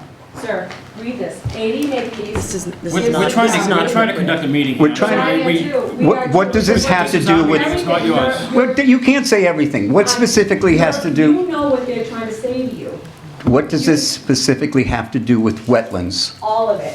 Don't say all of it. That makes no Sorry, sense. God, that This goes back to years and years and years. I'm going to ask you to please sit You down. know what Makepeace is. I'm going to ask you to please You sit do. down. Chris, you know what's going on. You know what I'm saying. Please sit down. I'm not gonna sit down. Well, sir, I'm not. ma'am, we are not This is owned not by the forum Makepeace. for this. We actually really do care about the environment, and I can promise you that we're listening to them with great interest. Do you answer for the board? You have no interest in Makepeace, and there's nothing behind the scenes, there's nothing that you have to defend them for? No. So this is all natural, there's no, all of these donations have nothing to do with how you're handling this meeting right now? No, You swear that? of course, No perjury at all? none. You promise? You laugh. Kind of I'm trying to insulting, stop actually. this. Yeah, it is, I'm going to ask you to sit down. May I ask you, Sir, it's not. can I ask you to please, if you don't sit He's sitting down, back there because he knows it's been done. if you do, They ma'am, want ma'am, this to stop, I ma'am. want this to stop, and you guys don't want to get in trouble. Ma'am, This is where you this need to, goes. ma'am, you need to sit down. Just document everything I said. I'd like it to stop now so nobody gets in trouble. But this isn't going to work out in everyone's favor like you think it's going to. This is irrelevant to what we're Nothing is talking about irrelevant, tonight. sir. Because you know where Maple Park, it sits in all of that. So it's not, I am relevant to this. I'm very relevant to it. Not to this particular It hearing. absolutely is. Please take a seat. Every board, every town, everything that they're involved in. Please take a seat. Okay, I'll be at the next meeting. I tried to get a perjury spot. You know what you're doing, sir. All right. Anything else? Any questions? Not yet. Maybe. Not at the moment, don't go anywhere. Please, please just, There you go. Yes. Read this, this is how permits get taken and, go ahead. Makepeace, Chusey Walk, it is, it's been forever. Ma'am, Wait a please minute, sit down. We're here for permits. Please sit down. Maybe can I just say? Ma'am, we'll right give you now- public comment at the end. It was supposed to be public. and Yeah, I they'll have the right to public talk. comment at the end. Can you just hang on for a few minutes? You particularly, I'm watching you. You know what you're doing. Is You're the other one gaslighting. past You the know what phone, they're please? saying. They just want to stop. I'm You're sorry. trying to I think we're not bypass it quite all, done. and you Did know you- that. All right. no, just, yeah, we rest. Thank you. Just Okay. take- take- Yeah, I'd like take the control- representative Take from- control of your natural resources. They're the Yeah. only ones you have. Thank you. Okay. Thank you. Thank you for your work. All right, sir, would you come forward, please?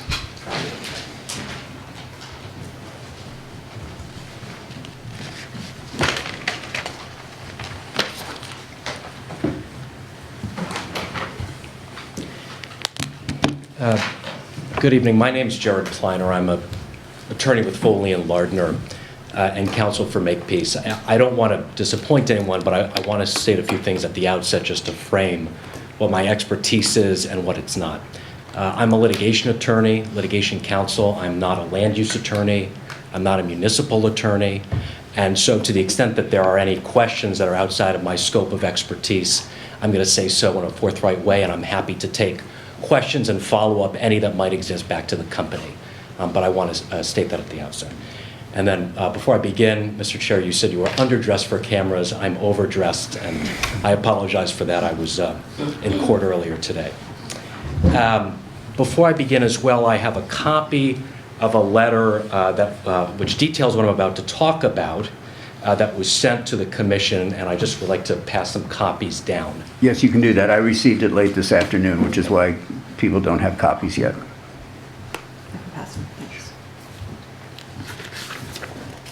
It was sent earlier today. I didn't see it until almost meeting time.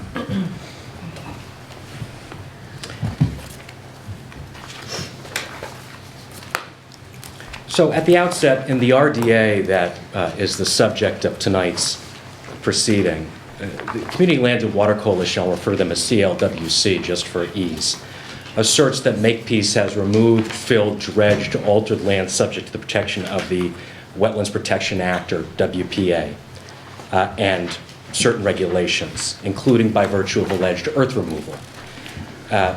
CLWC neglects to include in its submission that the site has been the subject of litigation since 2022, challenging an earth removal permit issued in 2019 that allows earth removal at the site. It's important to note that that case is pending in Superior Court and has not proceeded past the motion to dismiss stage. So the court has not gotten to the merits of the case.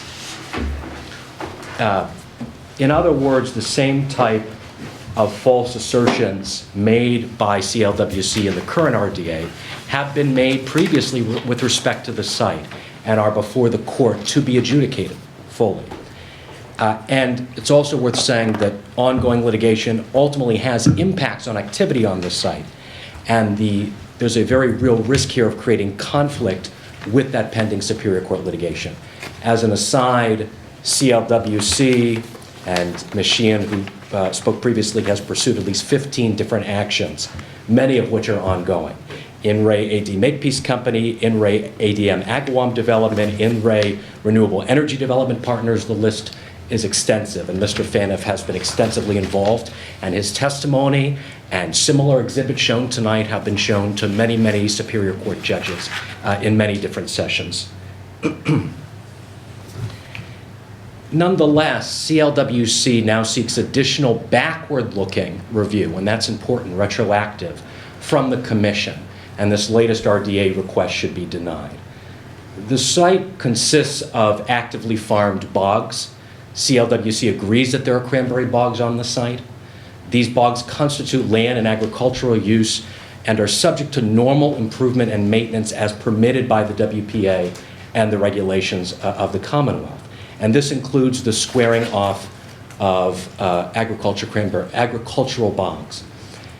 The RDA seeks a positive determination on a few distinct issues.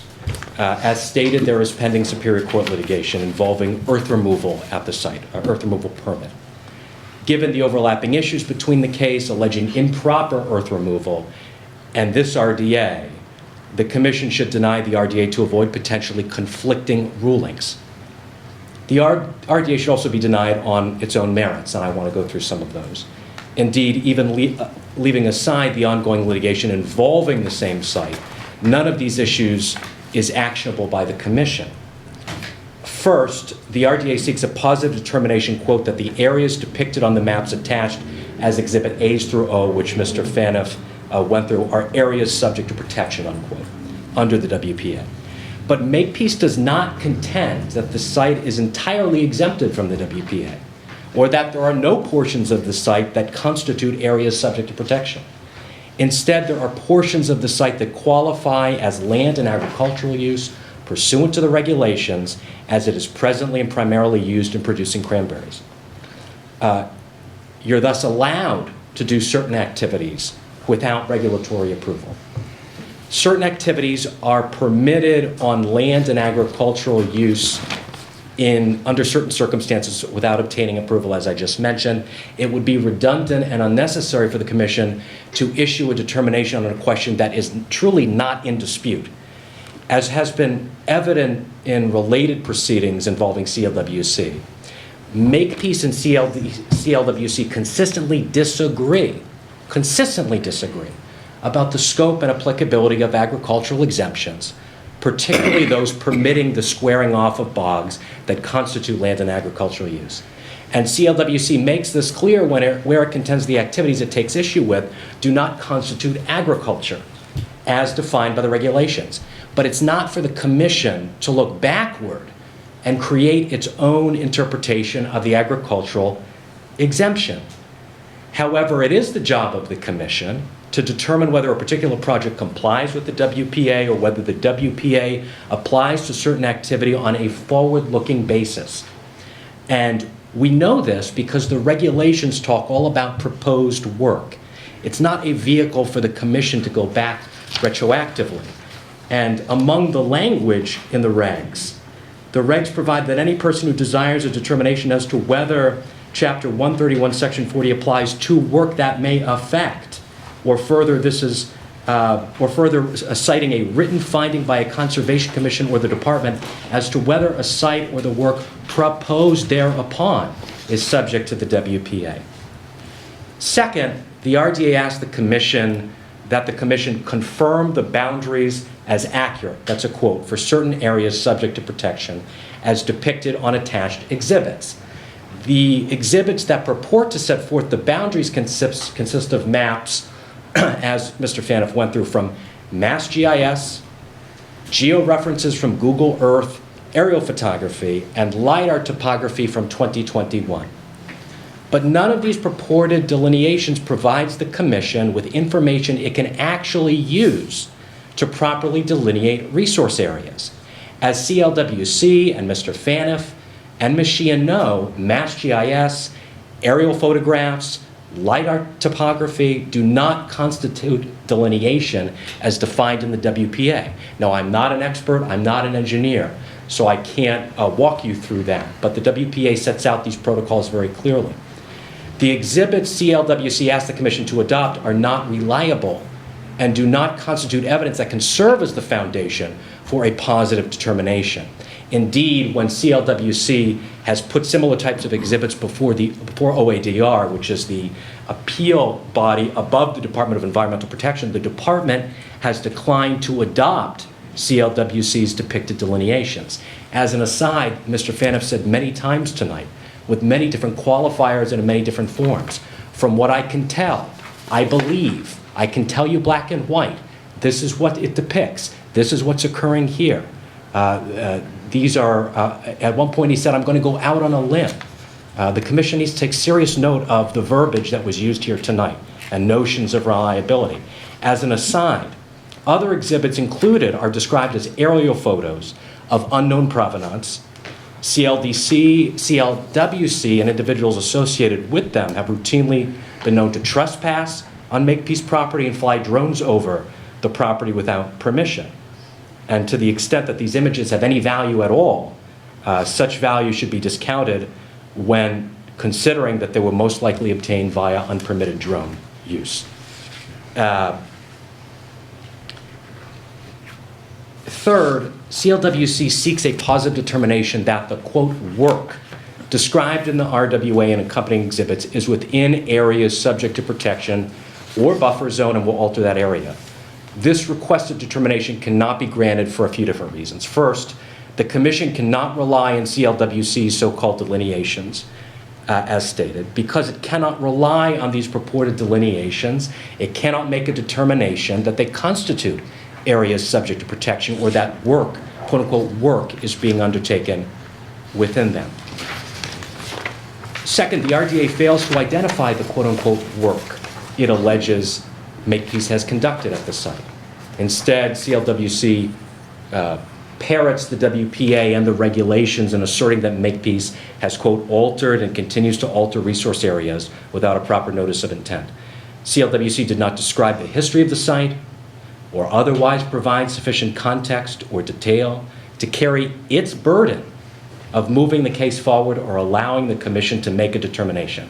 And with such scant support for its claim, CLWC's action is nothing more than another attempt to use baseless challenges to delay cranberry development and agriculture. Third, and finally, CLWC has no right to request any determination with respect to work that is already completed, as I started to talk about at the top. The wetland regulations again provide that any person who desires a determination as to whether Chapter 131, Section 40 applies to work that may affect an area subject to protection under Chapter 131, Section 40, may seek an RDA. Here, there is no future work at issue. Instead, CLWC asked the Commission to retroactively determine whether certain past activities, which are nowhere defined in the RDA, violated the WPA. And this is not the purpose of an RDA, which is a, quote, written finding by a conservation commission or the department, and this is what I cited before, as to whether a site or the work proposed thereupon forward is subject to the WPA. And that's 310 CMR 10.05.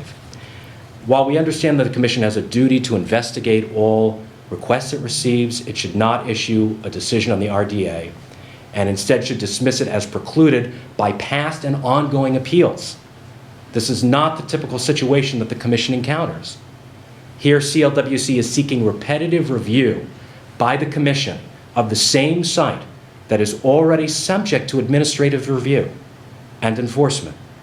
Given, and to that I want to say, to the extent that review might be sought, the DEP can sua sponte, meaning on its own initiative, take up a request for enforcement. That could be a mechanism to look backwards.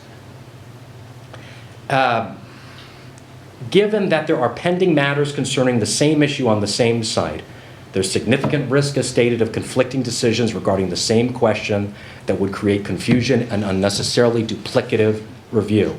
Allowing the RDA to proceed would open the door to countless other repeat challenges, resulting in a waste of town resources and time and lack of confidence in the finality of this commission's determinations. And as the commission knows, many resources of this town and of others have been consumed over the years by many of these actions. The risks are especially acute where CLWC's mission is undisputedly to target, make peace, and to contest every single one of its actions, including through means it's not permitted to use. In fact, CLWC made this goal abundantly clear at a recent meeting of the Plymouth Conservation Committee, where it stated that the government had the chance to be on the quote-unquote right side of these issues, and that if CLWC's requests were denied, CLWC would simply continue filing RDAs against Makepeace. And CLWC has indeed followed through on that threat, seeking RDAs on multiple other Makepeace sites and appealing the subsequent denials to the department. The commission should not entertain requests that are explicitly targeted at harassment rather than actually enforcing the WPA or the regulations. This RDA cycle, as just mentioned, stands to be carried out time after time after time again. And based on the foregoing, we request, as stated, that the commission deny the RDA. I'm happy to try to answer anything you might have, and if I cannot, to bring it back to folks who can. And to the extent that we need to supplement anything said here tonight or submitted, we're happy to do so. To the best of your knowledge, on this particular property, no one has ever come to the Carver Conservation Commission regarding anything. Is that correct? Not to my knowledge. Okay, and that was because of the agricultural exemption being the feeling that there was no need to come in front of us. That is my understanding. Okay, when did this project start? This project, well, this permit, so the site has been the subject of litigation as stated for several years. And the permit that issued in the case pending before the Superior Court was from 2019 that allowed earth removal on the site. And that's earth removal? That's right. All right. Okay, which would have to come before any kind of work started. That's right. All right. On, I guess, page 3, you have a footnote. As to the prior OADR? Yes. Can you, And that was mentioned obliquely tonight, but why don't I touch on it? could you just explain what that is? It's sort of... Sure. I think Ms. Sheehan was the one to, again, obliquely hit on it tonight. To the extent that CLWC relies on a decision from OADR interpreting the agricultural exemption, that decision does not value here, has no value here because it was very specific to the facts at play in that particular matter. First, it's a recommended final decision from a presiding officer that has not been entered as a final decision by OADR, which again is the appellate body above the Department of Environmental Protection. Additionally, as I mentioned, the decision is limited to the facts presented on that particular appeal. And under those specific circumstances of that particular case, the presiding officer found Makepeace's alterations to a specific bond exceeded what was permissible under the agricultural exemption in that particular instance. But such a holding has no import here. Everything has to be taken on its own merits and the nature of the work and the nature of what is brought forth evidence-wise, alleged or not alleged. Highly fact-specific. Okay.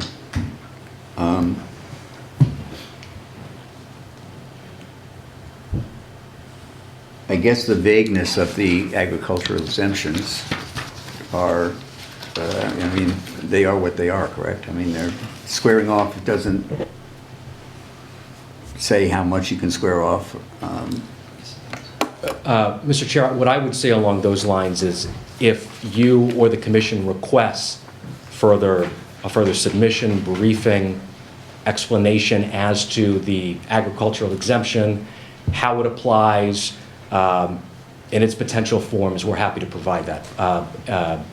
We're happy to provide, again, as stated, anything that this body believes it needs further clarification on, regulatory, et cetera. Of course, you also have the service of town council here at your disposal, who is quite adept. Right. Ms. Questle, do you have anything to add to this? Just a few comments, Mr. Chairman. I was surprised to see this, I was surprised to see the filing presented as an RDA. It does seem more like an enforcement action, and the work has already been done. However, I guess a question is there work ongoing right now? And again, this is not to be evasive, this is a scope question. If there are specific questions about the work and what's occurring or not occurring as of January the 7th, I'd have to go back to the company and get further information on that. Okay. The other thing is, I don't know how reliable I know that when I log on to MassGIS, the first thing, there's a banner that says that this cannot be used. You can't rely on these maps. You have to do field. There's a whole disclaimer when you log on to MassGIS. So I'm not sure how much we can rely on MassGIS, aerials, etc. The one thing I will say is that by stating that you cannot rule on this property or whatever's going on in this property because there's cases involving other properties, or even if it's the same property and there's a earth removal litigation, you can't look at this property. That I do not agree with. And in fact, on the one hand, they're asking you to not look at anything because there's ongoing litigation, and and so everything's going to be the same. On the other hand, where OADR ruled in favor of CWLC, they're saying, oh, don't look at that because it's not final. So that I don't think is a strong argument on their part. I do think that it's highly unusual to come in with this under an RDA. I guess the question for CWLC would be, have they contacted DEP to seek enforcement? I know they're not up right now, but maybe that's something we can get some information from them on that, what their outreach has been to DEP on this. And then the other, the other thing is that I guess it would be nice to know exactly what's going on out there, to possibly have a technical person or a scientist, a wetland scientist come in from Makepeace to let us know exactly what's going on. Okay. Because, again, while this was a very comprehensive and very, very thorough presentation, they weren't on site. That's not their fault. It's not their fault. They couldn't go on site, but the information they gave us cannot necessarily be relied on. I do know that at an OADR hearing, I have been in an OADR hearing where someone has tried to present MassGIS and aerials, and the presiding officer does not take them for delineations. Okay, thank you. Marie, do you have anything that you would like to add to this? Not at this time. I do not. I have a question. Yes. Shouldn't this have come to us before? I mean, some of these particular instances, like filling in some of these area ponds or whatever, they should have come to us. So there is that statement saying that this is retrograde, that we're doing something back, is not true, because it never came to us to begin with. and if that's the way that the commission feels, then that's an enforcement action. Right. And the other thing I will say is that it's not clear when there's an exemption. They do not have to necessarily. There's nothing that says they have to come before the commission, and the commission has to determine the exemption. Yeah, but if they came to us and say a request for determination, it doesn't mean that they're going to do something illegal. It's asking, are we regulated here, right? Is that right? Mm-hmm. So it seems like they should have come to us. Because there are some clear things here, it appears, It appears. that they should have probably come to us ahead of time. Although, yeah, I guess, Yeah. again, with what we have, I'm not certain. Right. And again, that would be, at this point, that would be enforcement. Right. Well, I mean, so honestly, I feel like you made a great argument for why we should issue a positive determination, because really what we need is someone out in the field to do a proper field delineation of what's going on there. So my understanding of an RDA is that, one, are there resources that could be jurisdictional? Yes. We know there's wetlands there, we know there are perennial streams, we know there are ponds there. We don't necessarily know that. No, we do know that. I mean, Makepeace states it himself. We know there are cranberry bogs there that are wetlands. Right. We know there's a perennial river according to the USGS. Like, we do know those things. So there is definitely stuff that could be in our jurisdiction, and all we need to have is there a possibility that any of these things are being compromised? And based on all this stuff, which isn't a field survey, but the only thing they have access to show us, if 10% of what they're saying is happening here, it is a violation. But an RDA isn't meant to say there's a violation. Right. It's just meant to say, maybe there's something we need to look at.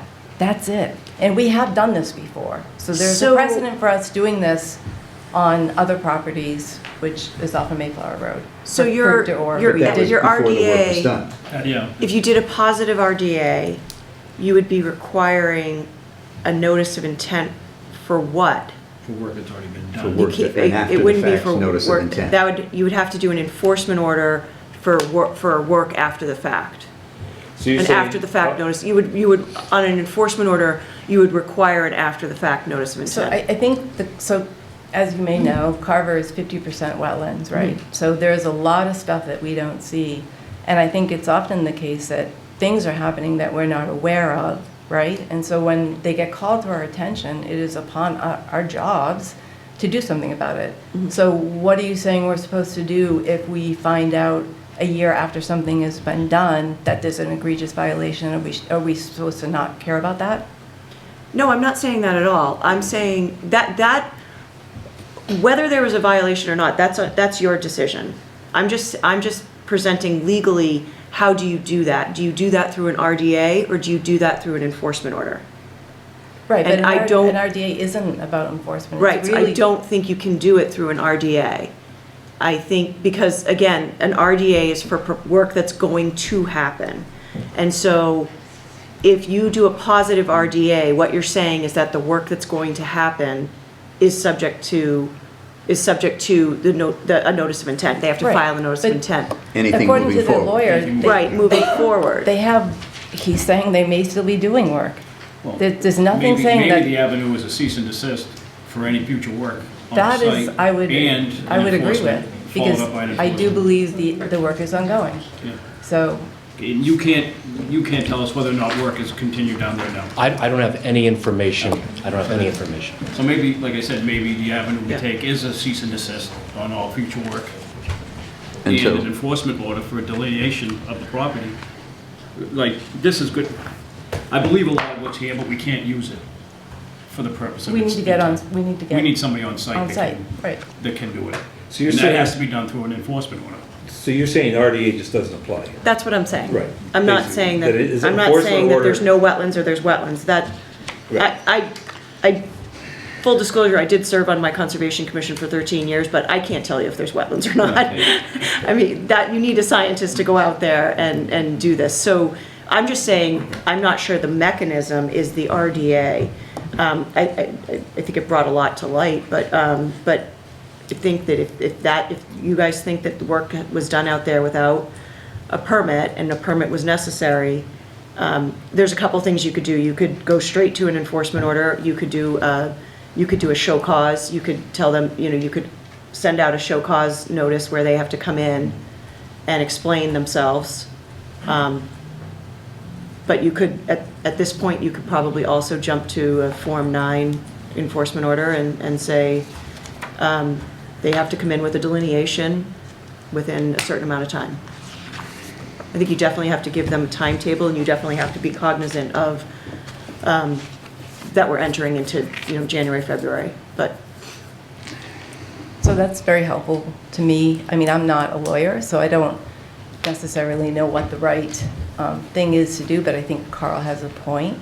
I do think there are violations going on. Personally, that's how I feel. They may have been in the past, but they're probably ongoing, and I think we need a cease and desist order, and we need someone out there to get it delineated and then go from there. But that's just me.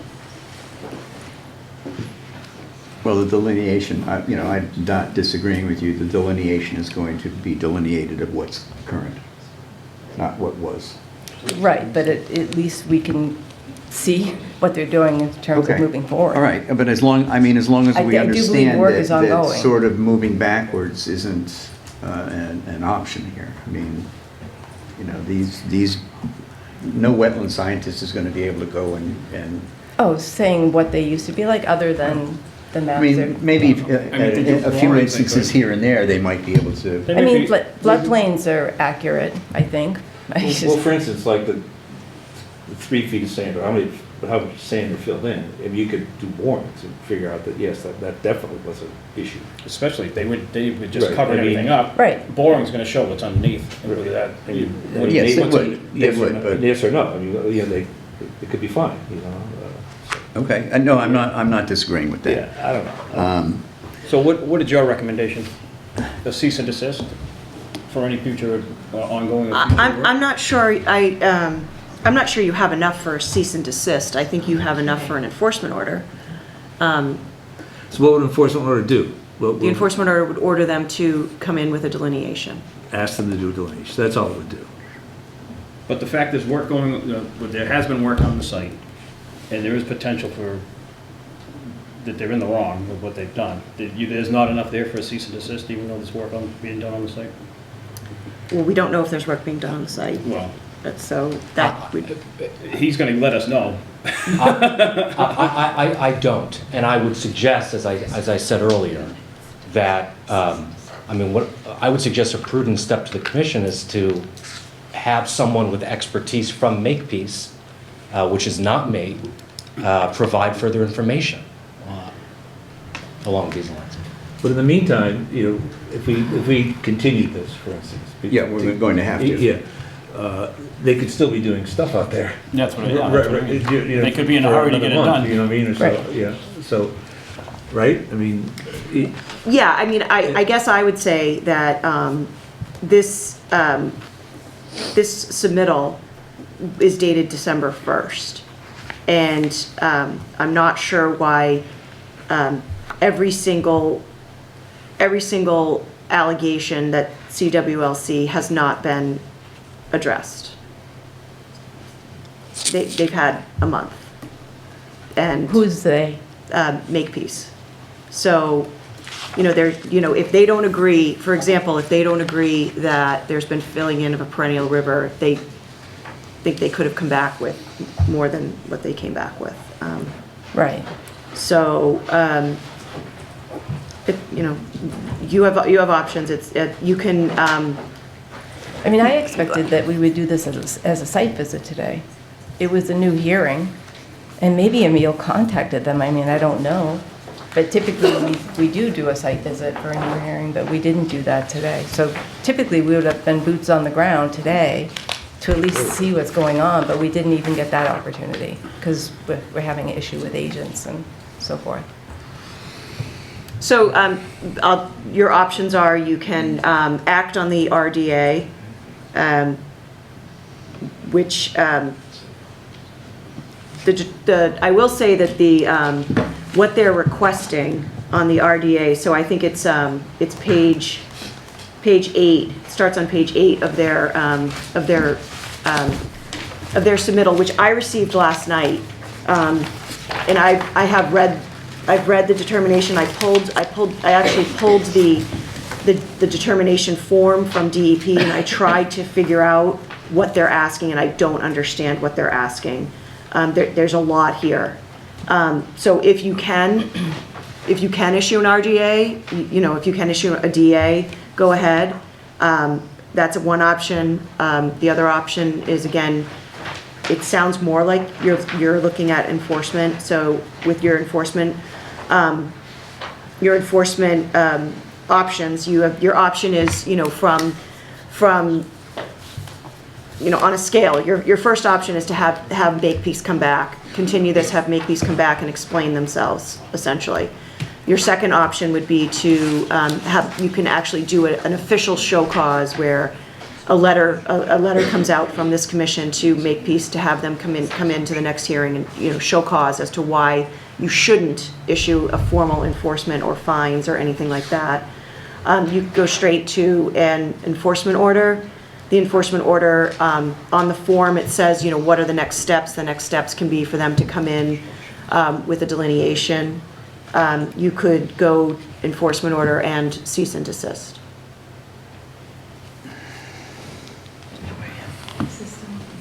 In the first option, you said we could rule on the RDA? I don't know how you would do that. If you guys can figure that out, great. I swear, and I only got this last night, but I did spend quite a bit of time trying to figure out. I even printed out the determination form, and I still couldn't figure out everything they were asking, so. So you're saying giving a positive determination is not really what we should do or can do, really? I'm not saying that. I'm giving you your Oh. options. Oh, So okay. she's just I talking think about what the way they she's have not it saying is it delineated. doesn't make sense to do that because the work's already been completed. Right. But But up it- to this but point, it we don't may know be if the in work's, process. but what work is in question has been completed at this point. So if we issued a positive and they appealed it, it would be bogus, right? I mean, basically, right? Because you're saying it's not really legit, basically. Well, you can issue a positive, let them appeal it, and then it goes to DEP, and DEP figures it out. But can't we just issue a positive and then go in and talk to them and get a site visit and have the delineation done? We really But I think need that's an a, enforcement. you need I think that's an enforcement. Yeah. You need a professional, and we're not. It No, needs we to be can't, no, I'm not delineated. saying we're gonna delineate No, no, it, no. but just like, Yeah. just by doing a positive, because to your point, this came out December 1st and we haven't heard anything from them. So I'm not expecting them to be particularly responsive. And Well, that's why I I'm think- afraid, That's why I think we need a cease and desist. right. And an I- enforcement. Yes, I agree. Even if we continue. Even if we Yes, continue. especially if we continue. Right. Because we don't know what's going on down We there. don't, That seems like the simplest response. but we That's, have, to me too. That's Yeah. just, it's I- the cleanest way out of it right now. Okay, so- because I'm alarmed with what may be going on, so. Yeah, we don't know what's going on. Well, one thing we know for sure was there was a pond that was filled. I mean, we can look at the Right, maps and see. So that's part of the explanation. Right. That Makepeace So- gives us. right. How deep was it? Did they build it? How old was it? And if what you told us is true, even that was something that we required NOI to do regardless, right. to fill in a pond. As far as we are concerned, Correct. yes. They would have needed an NOI from But us. we need the people from So, Makepeace to explain My what was point they were is, thinking. there's enough in here that's alarming to all of us, I believe, at least to me. I'll speak for myself, I won't speak for everybody. There's enough in here, there's enough in this onion that we need to peel it back a little few more layers to find out what's Yeah, going on. there's enough here to stop work and I agree. get more information from the people who did the work. Did the work. And also, I believe we should get a delineation that's- of exactly Could we- where it Could the stands now. delineation be part of the enforcement order? You know, Yep, Or do we just? I just want to make it clear that if you do issue a cease and desist and that cease and desist is challenged, the only thing that I have to work with are maps and aerials. Can't you go on a sidewalk? Which is not good. It's private property. I mean, hopefully they would be agreeable to having a delineation done and a sidewalk, if they want to work with us, which is our intent, right? If So what you're there's a saying is they could challenge the cease and desist, Oh, yeah. but not the enforcement. They could challenge. They can challenge I'm it. assuming they would But what- I mean, they challenge can both. challenge anything. They can challenge anything. I mean, why But, don't we just do it and see what happens? I mean, you know, Okay. I mean, I don't know, I mean. As long as you understand what I have to work with when I have to go into court. Sure. Right, right. All right. So Marie, is that something that you could Welcome to the club, by the way. take care of? Yeah. Baptism by fire. Into the fire. The right? enforcement order? I'll give it my best. All right, well, I mean, we have to, and what would you like to do here? Well, I thought the least abrasive way was just to issue not all these points, but a positive RDA that, yes, there are resources here, yes, they may be going to do something with them. May take out the past issue, they may be in process of doing something, and that would open the door for us to engage with them. And also, I would like a cease and desist, because until we know what's going on. So that was my thinking about the RDA, but I'm not a lawyer. So just issuing a positive RDA is just saying, yeah, there's But there were resources there. 7 different types of positive RDAs That I they don't, want. I can't answer you. But then she's saying the RDA doesn't apply, basically. Right, Well, because the RDA is for work that is upcoming. no, I mean, it's, It's we're not not true. talking about the past. RDAs are for work that are upcoming. That's what we use RDAs for, upcoming work. Right, but the work is done. It- So, I don't think it's done. Well, Well, I'm just no, the saying- enforcement order will take care of that if we put a cease and desist I know on enforcement it. order sounds more, Yeah, I just, draconian, I want but- work to stop, and I want us to be to get experts in there to delineate what's going on. Which is what we can do, That's as long what- as it's not fought. That's personally what I think Would be- needs to And happen. then we make a determination where we want to go for any work that's happening in the future, which may even be an NOI. You agree with that? yeah, I do. Jen? Yes. I'm okay with that. yeah. But what does it leave the status for the hearing? Continued. Continue. Okay, so we just continue it. Just continue. Yeah, we issued the enforcement order. We asked Makepeace to get a delineation of where things stand right now, and anything that they can, do whatever kind of bores are necessary to maybe find out history. We put a cease and desist on any further work until such time as we have the continued hearing. And then we asked Makepeace to bring in the people who made these decisions in the first place to explain why. I don't think it's Chris. I think it's people hurting Chris too, just as much as they hurt my dad. I just need to say that, and I apologize to you guys, but when you lose everything and you leave. Mr. Chairman, Yes. have you offered public comment? She Not can't, yet. you can't keep doing this. Not You yet. I can't lost keep doing everything this. to this, and I still have to say that it's what's right. All right, They're not thank you. here to protect Chris, you know what I mean? I don't want them to lose. All right, this is So I an, apologize. I didn't mean, it's hard. 800 acres. I understand that. You're showing your back. I'm sorry. all right, this is a public. I'd love to have my land thi- back, but I don't think you should punish Chris. I think there's people that are out to hurt Chris and his family, except they still have roofs over their head. I don't. So I apologize. right. I want my land back, and whoever hurt me and my family is hurting Chris. I don't know who Chris is. It's just what's happening. All right. It has to Is, come to that. is there anyone else who would like to say anything? It's a public hearing. Anybody? I have a question, okay? Because this is a cranberry bog, do they have a farm plan, a current agricultural farm plan? I'm sure. From the They better. Department of Agriculture? They should. I would assume. I'm they sure would. they do. Shouldn't have. Well, Right. It's, We Two could- different We can put that in things. part of the enforcement order. Yeah, like I mean, you that's- ask I mean, them I'm to, just, That I'm is just required. Yeah, curious.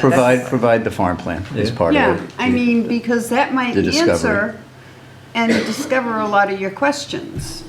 Well, I think the They might have overexceeded. I think the question that this is all going to boil around is the gray area of what is an exemption and what isn't. I mean, Correct. that's where this is going to land. Yeah. But it was just a thought that- And it's not, we've got to do as much research as we can to find out, Okay. history and other situations. The question was asked, has DEP weighed in on this? Has anybody asked DEP to weigh in? maybe Meg, Meg, I'm sorry. has the DEP, has this been in front of the DEP at all, in any shape or form? Thank you. Yeah, Yes, by the way, thank are you, I mean, you're going to stay till the end, but is there anything that you want to ask about what we're discussing here? All I would say, Mr. Chair, is again, to the extent that Makepeace can provide some of this information that you hit on, Okay. Makepeace, I will take it back to the company. All right. Thank you. Thank you very much. Thank you. No. Okay. I mean, the RDA was sent to DEP as required, right? So they did get a copy, but we have not heard anything from them. Okay. But they are well aware, as Makepeace indicated, that there are a lot of situations like this, not just involving Makepeace, where the agricultural exemption, we think, has been maybe exceeded.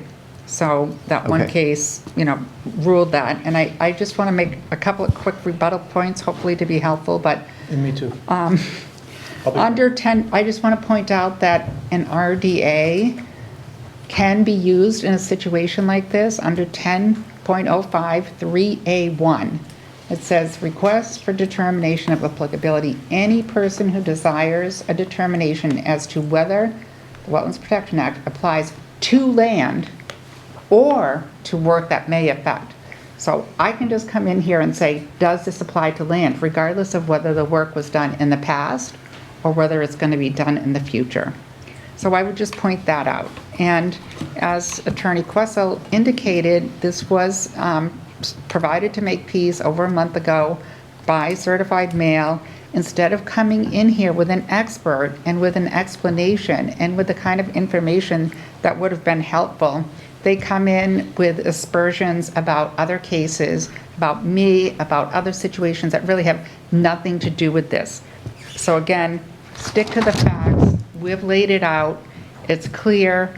It's something that's allowed under the Wetlands Protection Act. We filed it properly with the procedure. And thank you for your consideration and for looking at everything. May I very quickly? Yes. First, excuse me for wearing my wool hat, but I'm bald and I'm freezing. Second, I hope you understand that when I said I'm going to go out on a limb here, that was tongue-in-cheek. I was serious, that I do believe that they put more than an inch out there. And the agricultural exemptions, they're not vague. I think they're very clear. You cannot fill BVW, you cannot fill bordering land subject to flooding. The question is, well, did they really fill the BVW? And there's some questions about whether or not you can do the delineation without actually being in the field. The answer is yes. The reference is 310 CMR 10.55, section 2C. And that's the section that talks about how do we delineate bordering vegetated wetlands. And I will cite subsection C1. The areas containing a predominance of wetland indicator plants are presumed to indicate the presence of saturated or inundated conditions. Therefore, the boundary as determined by 50% or more wetland indicator plants shall be determined accurate when A, all dominant species have an indicator status of obligate, facultative wetland plus, facultative wetland, or facultative wetland minus, and the slope is distinct or abrupt between the upland plant community and the wetland plant community. Okay? So we know, it's pretty clear that they filled in a pond, right? Well, how can you know the wetland? Cranberry bogs are a different breed of wetland. This is why I showed you the LiDAR, showing you the distinct break in slope going from the upland down to the wetland. What is a cranberry bog made out of? What is the dominant plant? Cranberry. Vaccinium macrocarpon.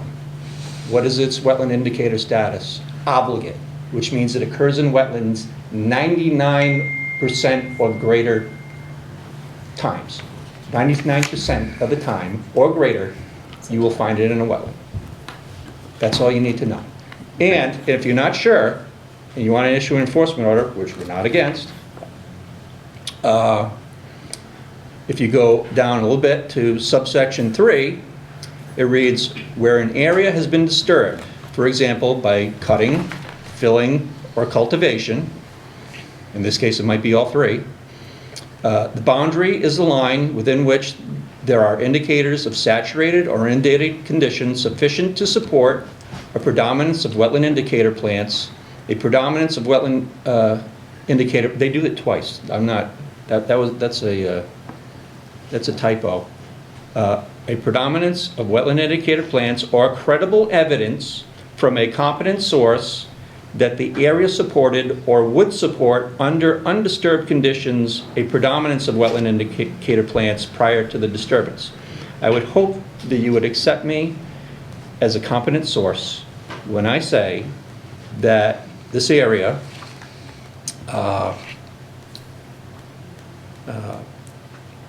supported or would support, and I believe it did support, under undisturbed conditions, the predominance of wetland indicator plants prior to the disturbance. Now you say to yourself, well, cranberries, sure, they're an obligated wetland plant, but they were planted there, right? Well, first of all, it doesn't matter, but why are they there to begin with? It's because it's a natural bog that has the hydrology. That's why the cranberries are there to begin with, and that's why the farmers utilized those areas, is because it was a wetland to begin with. So you don't necessarily have to, and, you know, council's example notwithstanding, but cranberry bogs are a special breed. Okay, so you have near monoculture of an obligated wetland plant on a wetland bog with a distinct slope going down before they, you know, they leveled it. So I don't think that you need the field delineation. I think that my maps spelled it out. Hopefully I created the storyline and the proof to an adequate degree to help you issue a positive determination on all counts. Thank you. Thank you. Thanks. So, Mr. Chairman, just a couple things. If Meg thinks you can issue a positive determination, then just go ahead and issue a positive determination under 1 and have them come in with a delineation. Or you can, you know, again, those are your options. I do want to say that the agricultural exemption is not clear. It is absolutely not clear. For example, normal maintenance of land and agricultural use is which in all cases does not include placing substantial amounts of fill in bordering land subject to flooding. It doesn't say that you can't put any fill in. It's substantial amount. And how do you, I mean, that right there is vague. And then again, with, you know, with land, with normal improvement of land and agricultural use, you can, it does say when they occur on land and agricultural use or when they occur within buffer zone or bordering land subject to flooding, that is not land and agricultural use. So it's not as clear as he states. I think some of these things may have been permissible, but they required an NOI. That's all I'm So saying. I guess the question then is, if you guys are going to issue a positive RDA, you know, how do you go about doing that? Well, can't we do that after we? I think that we should go with the Okay. enforcement order. And we could always do the RDA. You could continue this, That's correct? what we want to do. Unless Yeah, that was- the yeah, applicant Right. insists that it be closed. It's up to them. Are you They have to agree to the agreeable continuance. to us continuing this until we can find out more? Yes, I mean, a lot of the work has already been done, but especially, you know, preventing future work, especially as I mentioned, like at the beginning, around Golden Pond, in the wetlands, in an endangered species habitat, that really needs to stop until we figure out, or you figure out what's going on. Well, that's, I think, what our plan is to do. Okay, Good. thank you. And I'll rephrase. There are parts that are ambiguous. I've had that issue, but as far as the normal improvement regarding the squaring off of bogs and not filling, I think that was pretty clear. And that's what we're focusing on tonight. Yeah, and, you know, if Makepeace was really convinced that this was exempt and it was subject to the exemption, they had every right to do this, it would seem to me that Beals and Thomas or someone from Makepeace would be here saying that. And instead of sending in their SWAT team of wetlands experts, which we know they have, and have worked for them for many, many years on all these projects, you know, we have a lawyer who sends in a letter at the last minute, and it's a very general argument that they're making, instead of the specifics. I understand it, but I mean, Okay. I think what I'm we're just- going to do is the best that we can do to stop work, get more information, and see if somehow we can turn the gray areas more black and white. Great. That's We may not great. be able Thank to. you. Yes, and So- a continuation is fine. Okay. All right. Anybody else? Thank you. Yes, no, you're welcome. All right, so I will entertain a motion. Oh, one other thing, if one of the requests that I'm going to ask of you when we're continued, is you had indicated the amount of wetlands that were covered over, the red hash marks and the... Yeah, there used to be BVW that is now upland. Right. Can you do the converse and find out I what know never what was you're asking. I knew BVWs what that you are were now getting part of to. the bogs? Yeah.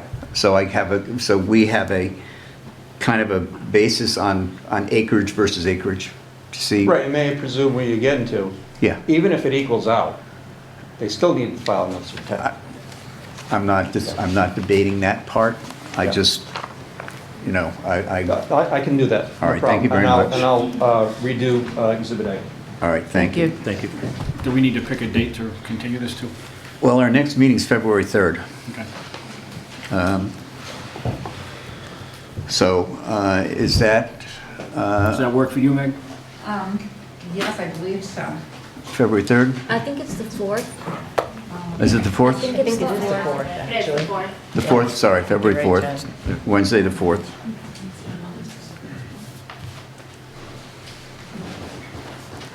All right. Okay. We haven't got there yet. Right. It's gonna be a long Mr. night. Crossan, is that, oh, I'm sorry. Is that okay with you, the 4th of February? All right. All right. So we're going to keep the hearing open. First of all, I'll entertain a motion to have our interim conservation agent prepare and administer a enforcement order that would require Makepeace, AD Makepeace, to bring in experts to explain the work they had done, have a wetlands expert do a delineation of the current conditions and find out any previous conditions that they can, and also order a cease and desist for any work from this point onward until that part of the order is lifted. All right, motion, someone? So moved. Second. Carl made the motion, Dave seconded. All in favor, say aye. Aye. Any opposed? Hearing none? We're good, all right? Then we have to, We have to do the RDA. Now, the continuance too, right? yeah, now I'll entertain a motion to continue the hearing until Wednesday, February 4th. So moved. Second. Ann got it. Ann got it first. I heard Ann first, and then Carl seconded. All right. It's been moved and seconded to continue this hearing until February 4th. All those in favor say aye. Aye. Any opposed? Hearing none. It's approved unanimously. All right. Thank you. Thank you all. Thank you. Thank you. Okay. Can Do you we have- repeat what's being done? The enforcement order? Yeah, for the enforcement order, Makepeace is going to bring in people to explain what they've done. We're going to have a wetlands expert do delineation of current conditions and any past conditions that they can uncover. How late do your meetings usually go? Not this late. And we issued a cease and You have another desist hearing. order for any further work until such time Hopefully I don't have to as stay. the order is lifted. All right? We still have one more Thing to do. right? We have one more thing to do. Yeah, we're not done yet. No, we, Just when you're throwing those over. do you want to send those recording? Oh, Yeah, bring them up, guys. yeah, sorry. oh, yeah. It doesn't matter. Any of Anyone us. can sign it. You picked a great night, Yeah, a great night to exciting. come. Get all your It's not hours done in usually. one day. savories inside them. Yeah, Perfect. anyway. Yeah, and you want the main plate inside for it. I'm gonna give you 3 Where do I hours to sign? do that. Oh, right here? Thank you for being so patient. I have to be in Rhode Island at 6 a.m. tomorrow. They're usually not that exciting.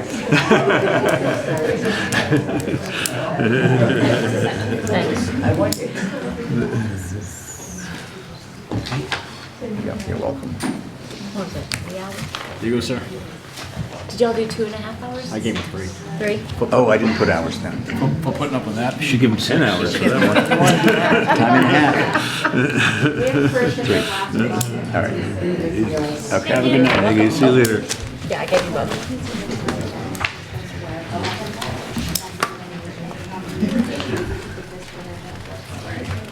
Okay.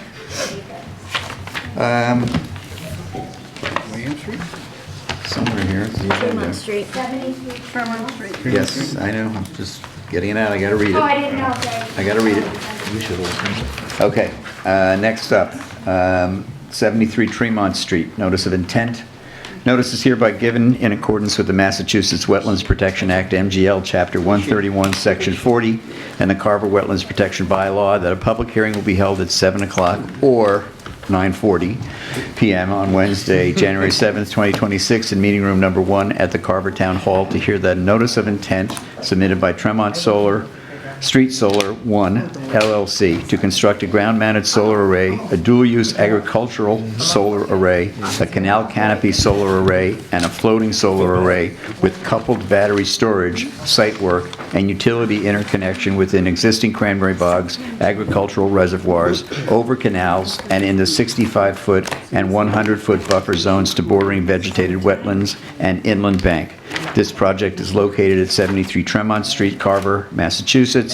Assessors Map 121, Lot 4. All interested parties are invited to attend. Hi. Good evening. Thank you, Mr. Chair. For the record, Sarah Stearns with Beals and Thomas, and with me is, for the applicant, Matt Swansberg. We also have representatives of the landowner here as well. As you read into the record, this is a proposed renewable energy project located at 73 Tremont Street in Carver. This project is proposed on a large parcel of land, over 300 acres. The footprint of the components of the project themselves equate to approximately 30 acres, I believe. I'm starting to lose my voice, I apologize. And as you mentioned in the description, it is made up of several different components located throughout the property. I'm just going to kind of run through them briefly, and then I can get up and sort of point to the overview plan, and then we can certainly take questions. Matt's here to talk about the solar operations itself and talk about the site attributes. So what is being proposed are several different renewable energy components, as I mentioned. Canal canopies over existing irrigation canals or bypass canals adjacent to existing cranberry bogs. There is a dual use component on 3 pieces of cranberry bogs, a floating solar component on the agricultural reservoir, as well as 2 ground-mounted arrays, conventional ground-mounted arrays. So I'll just kind of point to them just to sort of orient everybody, but Tremont Street is here on this plan, and I know that some of the commission was able to walk the site and visit the site earlier today, but for the commissioners who are not able to join us, please just jump in if you need some clarification as I'm going through it. But Tremont Street in South Carver is here. This is a portion of the property owned by Edward Cranberry. And what we're depicting here, and this is all part of the notice and the plans that were submitted, but there are 3 canals associated with the bogs under operation, with proposed canal canopy solar panels above them. These 2 bogs here and this northern bog here has a dual use component proposed within that. And over here are the ground-mounted arrays. You can see that this ground-mounted area is proposed in a disturbed area. These two are proposed on constructed upland bogs. And then this is the large agricultural reservoir where the floating solar is proposed. So all of these components have been discussed with the renewable energy company and the landowners, which has been several years in the making. These particular aspects of the site have been selected as areas that will work well with the current farming operations, not take away from it. Various iterations have been worked through and dismissed, changed, reiterated throughout the discussion point. The notice of intent itself includes work within the BVW, which is in the form of the active cranberry bog for the dual use components. There's some work within mapped floodplain or BLSF, and then the 100-foot buffer zone to various resources, as well as the local 65-foot buffer zone as well. And for those of you that were on the site visit, we were able to look at those areas and kind of describe what those requests include and kind of the reasoning why, mostly regard to fencing and safety components around the edges of the existing bogs, which is why really the need for the request for the work within the 65-foot. One thing that has continued to evolve since the plans and the NOI were submitted is the point of interconnection proposed at the edge of the Eversource transmission line over here near Tremont Street. It was originally proposed as a pole-mounted point of interconnection, and that is currently being reworked as a pad-mounted interconnection point, and that we believe is going to reduce the work proposed in jurisdictional buffer zone over in that area. So that will be something that we'll continue to work on, and once that is complete, submit that as a supplemental piece of information for the Commission's continued review. I'll pause there, and Matt, if you want to add anything, you can do that, and then sort of just go into questions with the Commission and go from there. Yeah, so I think just generally, Matt Swansberg, project developer at New Leaf Energy. I think just generally to touch on Sarah's point, this has been in the works for about 5 years now. And the goal was to find locations on the property that made sense for locating solar while not encumbering the ability of Edgewood to continue their core business of growing cranberries. They're going to continue to own this property. We're leasing the land from them. They won't be selling the property, and they will continue to grow the cranberries on the property. This project is being developed for the Massachusetts Smart Solar Program. Each one of these types of projects are types of projects that are listed under the SMART 3.0 regulations, which is a new version of the SMART program that was just rolled out recently. And we're happy to answer any questions that you might have. Okay. Well, Ann and Dave and myself were out today in the rain and in the mud. There's very little intrusion into the buffer zone. The areas on the upper right is already clear, just needs to be leveled for the ground mounted. The pond where they're going to put the floating, it looked fine. It's wide open. The other bogs on the lower left where they're going to put the dual use and the bog way at the north end all looked fine.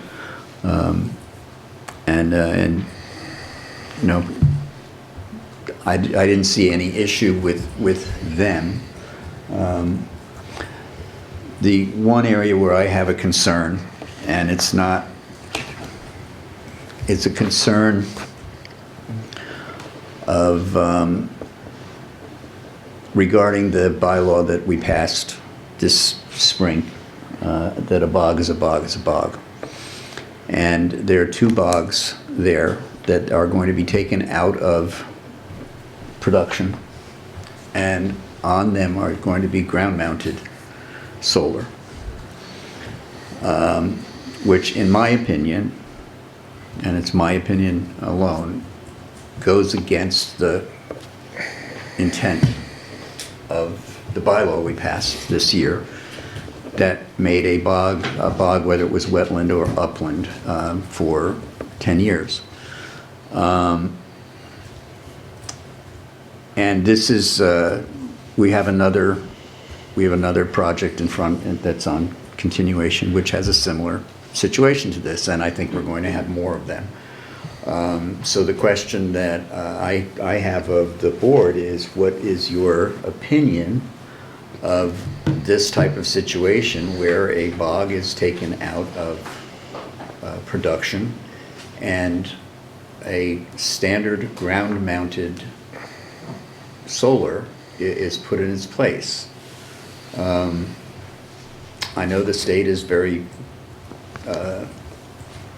pro renewable energy, and I know that with what's going on offshore, that solar is a lot more important, or it's going to be more important. So for me personally, it's kind of a mixed emotion. I like the solar aspect of it, but I also feel as though this could open doors for other things that we were trying to invent or prevent. Not invent, prevent. Yeah. It's getting late. When we developed this bylaw and put it in front of the town. So, I just, the bylaw precluded us from allowing these type of projects. It just made them come in front of us for us to decide one way or the other. So you're saying it might need a variance, is what you're saying? Hmm? You're saying it might require a variance? Is that what you're thinking? I think you're worried, I'm not going to put words in mouth. You're worried about precedents. But yes, because I think we're going to have more of these as growers find out which of their bogs produce more and which are not viable anymore. They're going to take them out of production. But our bylaw states that it's a bog for 10 more years. Mm-hmm. But I think you came up with a good solution that we. Well, it's something maybe. that Emil and I just briefly discussed before he left, and it's something I would like you both to take a look at. And what the proposal is that for solar, even on bogs that are being taken out of commission, to follow the SMART rules as far as the arrays are concerned. So the same spacing, the same height as you're going to put on the producing bogs, how that would affect your overall project. Because basically what that does is it allows more sunlight, more rain to get onto the bog, and just is a little bit more, it's not disallowing solar altogether, but it's also protecting a little bit more of the natural growth that's underneath it. So it's a suggestion of mine that you take a look and see how that would affect your output and the viability of this. Do you have any other ideas that anybody else? Well, no, it still treats it as a bog, right? Mm-hmm. But we allow a lot of stuff that is infrastructure that's for public good, right? And this is one of those. It doesn't really conflict with our bylaw, I don't think, because it is for public good, in the end, long term. Right? It is, I mean, it's like putting a power line across it. We can't. We let that go. No, I know. This was my right. my opinion, mine alone. But Right. your opinions are just as equal as mine. So, you know. I mean, I think it's I agree with your suggestions, if you're willing to explore that. And I also appreciate some bogs being taken out of 61A, because like that's realistic. Not everything can be dual use solar, so like, and that actually has a fiscal advantage for the town, right, in terms of taxes. Yeah, there's some If this advantage. continues to happen, that could add up. It could, but I think this is going to come in front of us Right. on a very often basis. And, whether we rule on this one first or the other one that's in continuation first, whatever we rule on the first one becomes the rule for everything else that follows. So, as I said, I'm mixed as the way I feel about it. I'm just trying to find some kind of a possible happy medium where both sides win a little bit. Sure. Yeah, we'll definitely take that back. I'm not an engineer, so I don't want to speak out of turn, but I'll definitely have that conversation with my team. Yeah, it's just, just a little research and just something that I'd like to know. Yeah, other than cost, really, it's not going to be significantly different for you, probably just a little bit taller poles, basically. Well, so, again, not an engineer, so I don't want to put a foot in my mouth. But one idea that I, just came to mind, the trackers that we use with dual use are great because, well, they track the sun and they move during the day. So your shading profile also shifts during the day so that you're not shading one spot throughout the entire day. So there might be some idea, some technology like that. And they're probably they probably generate a little bit more power too than a stationary? Yes, so trackers do produce. So it may. So you end up losing a little bit of system size, but the balance is that you generate more power, so it could end up evening out at the end of the day. Yeah, just like to take a look at it. Yeah, more than happy to do that. Okay. I mean, what does it do for the vegetation underneath them? You have to control that vegetation a little bit, right? I mean, so it doesn't they're higher. overgrow. Yeah, they're higher. Well, these are higher off. Yeah, so it might be to your advantage, actually, so. Yeah, we'll definitely explore. Okay. Okay. Other designs. All right. Great. Anything, anybody else? No. Have any suggestions, ideas, thoughts? No. Marie, anything? I just have one question. On the map, the water channels that you had, is that where the solar panels are covering the water channels or is it covering the whole bog? It's actually a bit of both. The canals themselves have canopies above them, above them. Okay. And then the bogs, these two bogs have And panels. those two bogs will have panels? Correct. Okay, thank you. And they would still continue to be farmed. Oh, no, that's great. I was just, because I thought, that's kind of a neat idea. Put it over. Yeah, But you're also doing different the bogs. designs. Yeah, okay, thank you. Okay. Yes, hold on a second. Anybody else on the board have anything? Well, just saying that where there is any impact on the 65-foot buffer, it's very minimal. I mean, it's just Right, and you had talked about possibly even moving that further away, your battery storage pad. Oh, yeah, that's not within the buffer zone currently, but Right. it still may shift a little bit.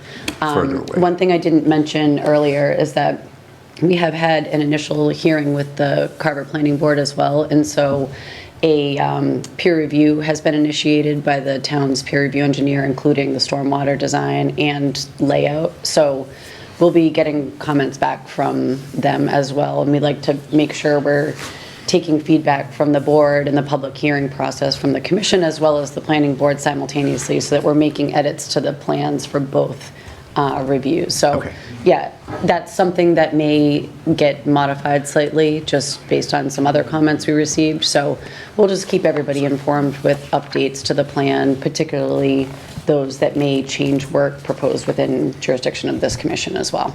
Okay, great. Thank you. It's a public hearing. Anyone would like to speak? Sure.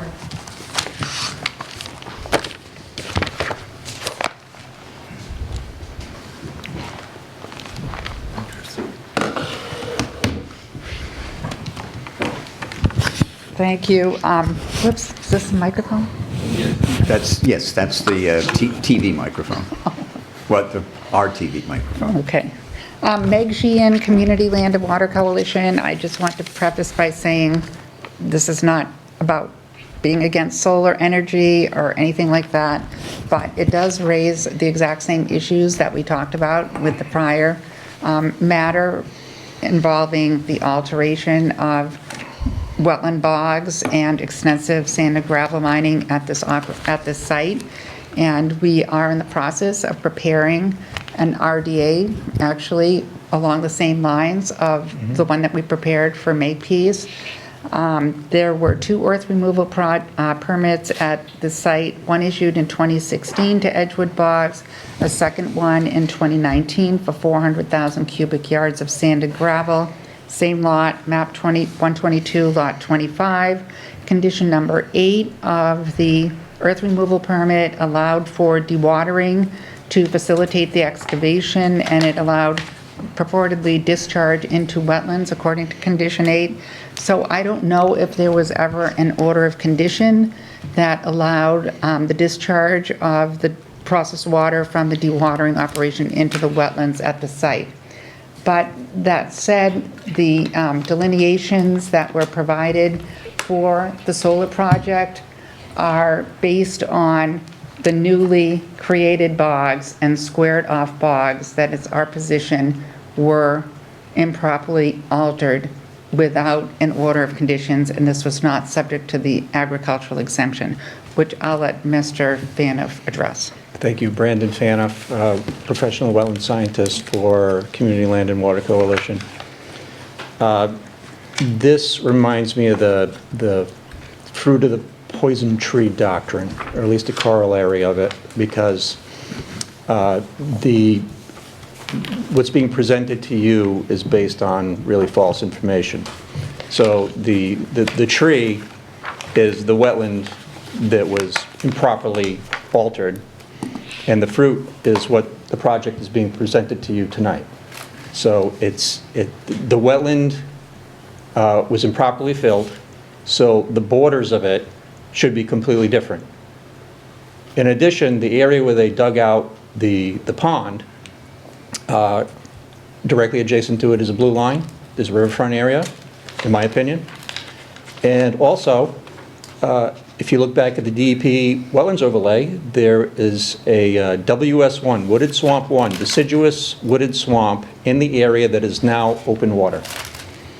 Now that one, probably never going to be able to figure out if there was actually a wetland there or not, because it's completely obliterated and it's open water. It's not like you can dig down underneath sand where a new bog is and find the original organic soil, but it was improperly done.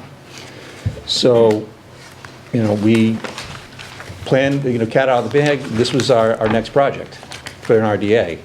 But since this is here tonight, maybe we can be a little bit more proactive, like the commission may want us to be, and deal with something that's proposed, right? And act on that. The proposal is for solar on the bogs as they exist. That's what's in front of us. Right. And the Excuse me, Mr. Chair, just a quick point of order. Can we just maybe point to the plan which area you're talking about? And Meg, can you just repeat the map and lot that you referenced for the project? Well, the earth removal permit was for map 122, lot 25. Which is not this project, Well, not this property. Well, when I look at what happened where, I just want to clarify that for the commission, just because we well, are talking about two okay. different pieces of property, I believe. Thank you. okay, but I well, mean- it would seem that this is map 122, lot 25, according to the assessor's map, and it would seem to appear exactly as part of that. So maybe it's been subdivided since, I don't know. Maybe we are, but I'm just hearing it for the first time, so I'm not quite sure exactly the area you're referencing. But regardless, the solar project is showing that, as I understand it, the solar is on these bogs that were altered. So these rectangular shaped bogs, Mr. Chairman, were improperly squared. Just In your opinion? in my opinion, and we plan to present to you a very similar presentation as we just did earlier tonight. And so that would extend as well to the canals, because part of this is canal solar. And we have confronted this on another situation where 46 acres of bogs, actually by A.D. Makepeace in Plymouth, have been filled and altered and squared off in a similar manner, and that is pending in front of OEDR. So it's kind of the fruit of the poison tree. These bogs were created over time very recently, and the pond was created in order to put the floating solar on. So it kind of overlaps with what they're talking about, which was in the last 5 years, we've been trying to figure out what to put where. Well, at the same time, they were also doing the sand and gravel mining to create the pond to put the floating solar on. So again, this is not about being against anybody making money off their land or anything else, but it's about protecting the wetlands, protecting the sole source aquifer. There are major wetlands violations here in our view, including all the excavation that went on underneath the power lines. People have reported it to us for years, and we're finally now doing all the detailed and in-depth research to bring to your attention. Yeah. You should not approve this. This is more of a violation that needs to be corrected. The solar's not a violation. You're saying that the bogs are a violation. The solar is not. I'm saying the solar is on top, proposed on top of a violation, and therefore should not be allowed. You got to handle the violation first before you'd handle the proposal. What would you have us do? I would have you issue another enforcement order. What would your end game be for this? Complete restoration back to its original position, or a notice of intent where you have, it's more than 5,000 square feet of bordering vegetation, wetlands, so you need 401 water quality cert, go to the Army Corps of Engineers and do a MEPI filing. It's most likely going to end up with an environmental impact report and see how that goes. Okay. Are you going to be doing this with every single bog that's been squared off in southeastern Massachusetts? We are working towards that, yes, sir. We are serious about this case. Okay. And this topic. All right. Fair enough. Doesn't look like they. We have a delineation of this property, do not? Did they do a delineation? Yeah. Yes. So we have more to go on now than we did on the last one. Yep. Yeah. All right. Okay. Anything else? Nope, that's Okay. it. Thank you. Thank you.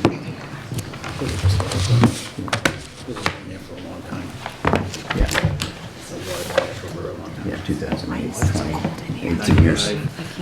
Oh, 95, yeah. 85. Yeah, okay. Okay, so, Sarah, it's February 4th, okay? Yes, it would be. All right. But I will entertain a motion to continue this hearing until Wednesday, February 4th. Well, that was the intent to continue it anyway, so. What's that? We're continuing the hearing. Yeah, but why, what are we gonna find out? We're going to find out if they can, They haven't cleared all the hurdles Oh, yet. yeah, change the, Yeah. okay, So okay, moved. okay, I got it. I'll make the motion. Just clarify. okay. All right, so Carl and Ann. All right, it's been moved and seconded to continue the hearing till Wednesday, February 4th, 2026. All those in favor say aye. Aye. Aye. Any opposed? Hearing none. We're out. Amy, thank you very much. I got it, Appreciate it's freezing in here. Thank you so much for your time. do they not heat this room? I'm gonna go get my heated fan. If they put the heat on the fans, they'll, I will now. well, No, we haven't. We haven't no, we haven't done it yet. Okay. Well, do we want to do minutes? Let's do them. It's late. Let's do the minutes. You really don't have 2 seconds to say All right. approve the minutes as written? Yeah. Has everyone read the minutes? Yes. Okay. Yes. Yes. I make a motion to approve the minutes as written. Second, Jen, all right.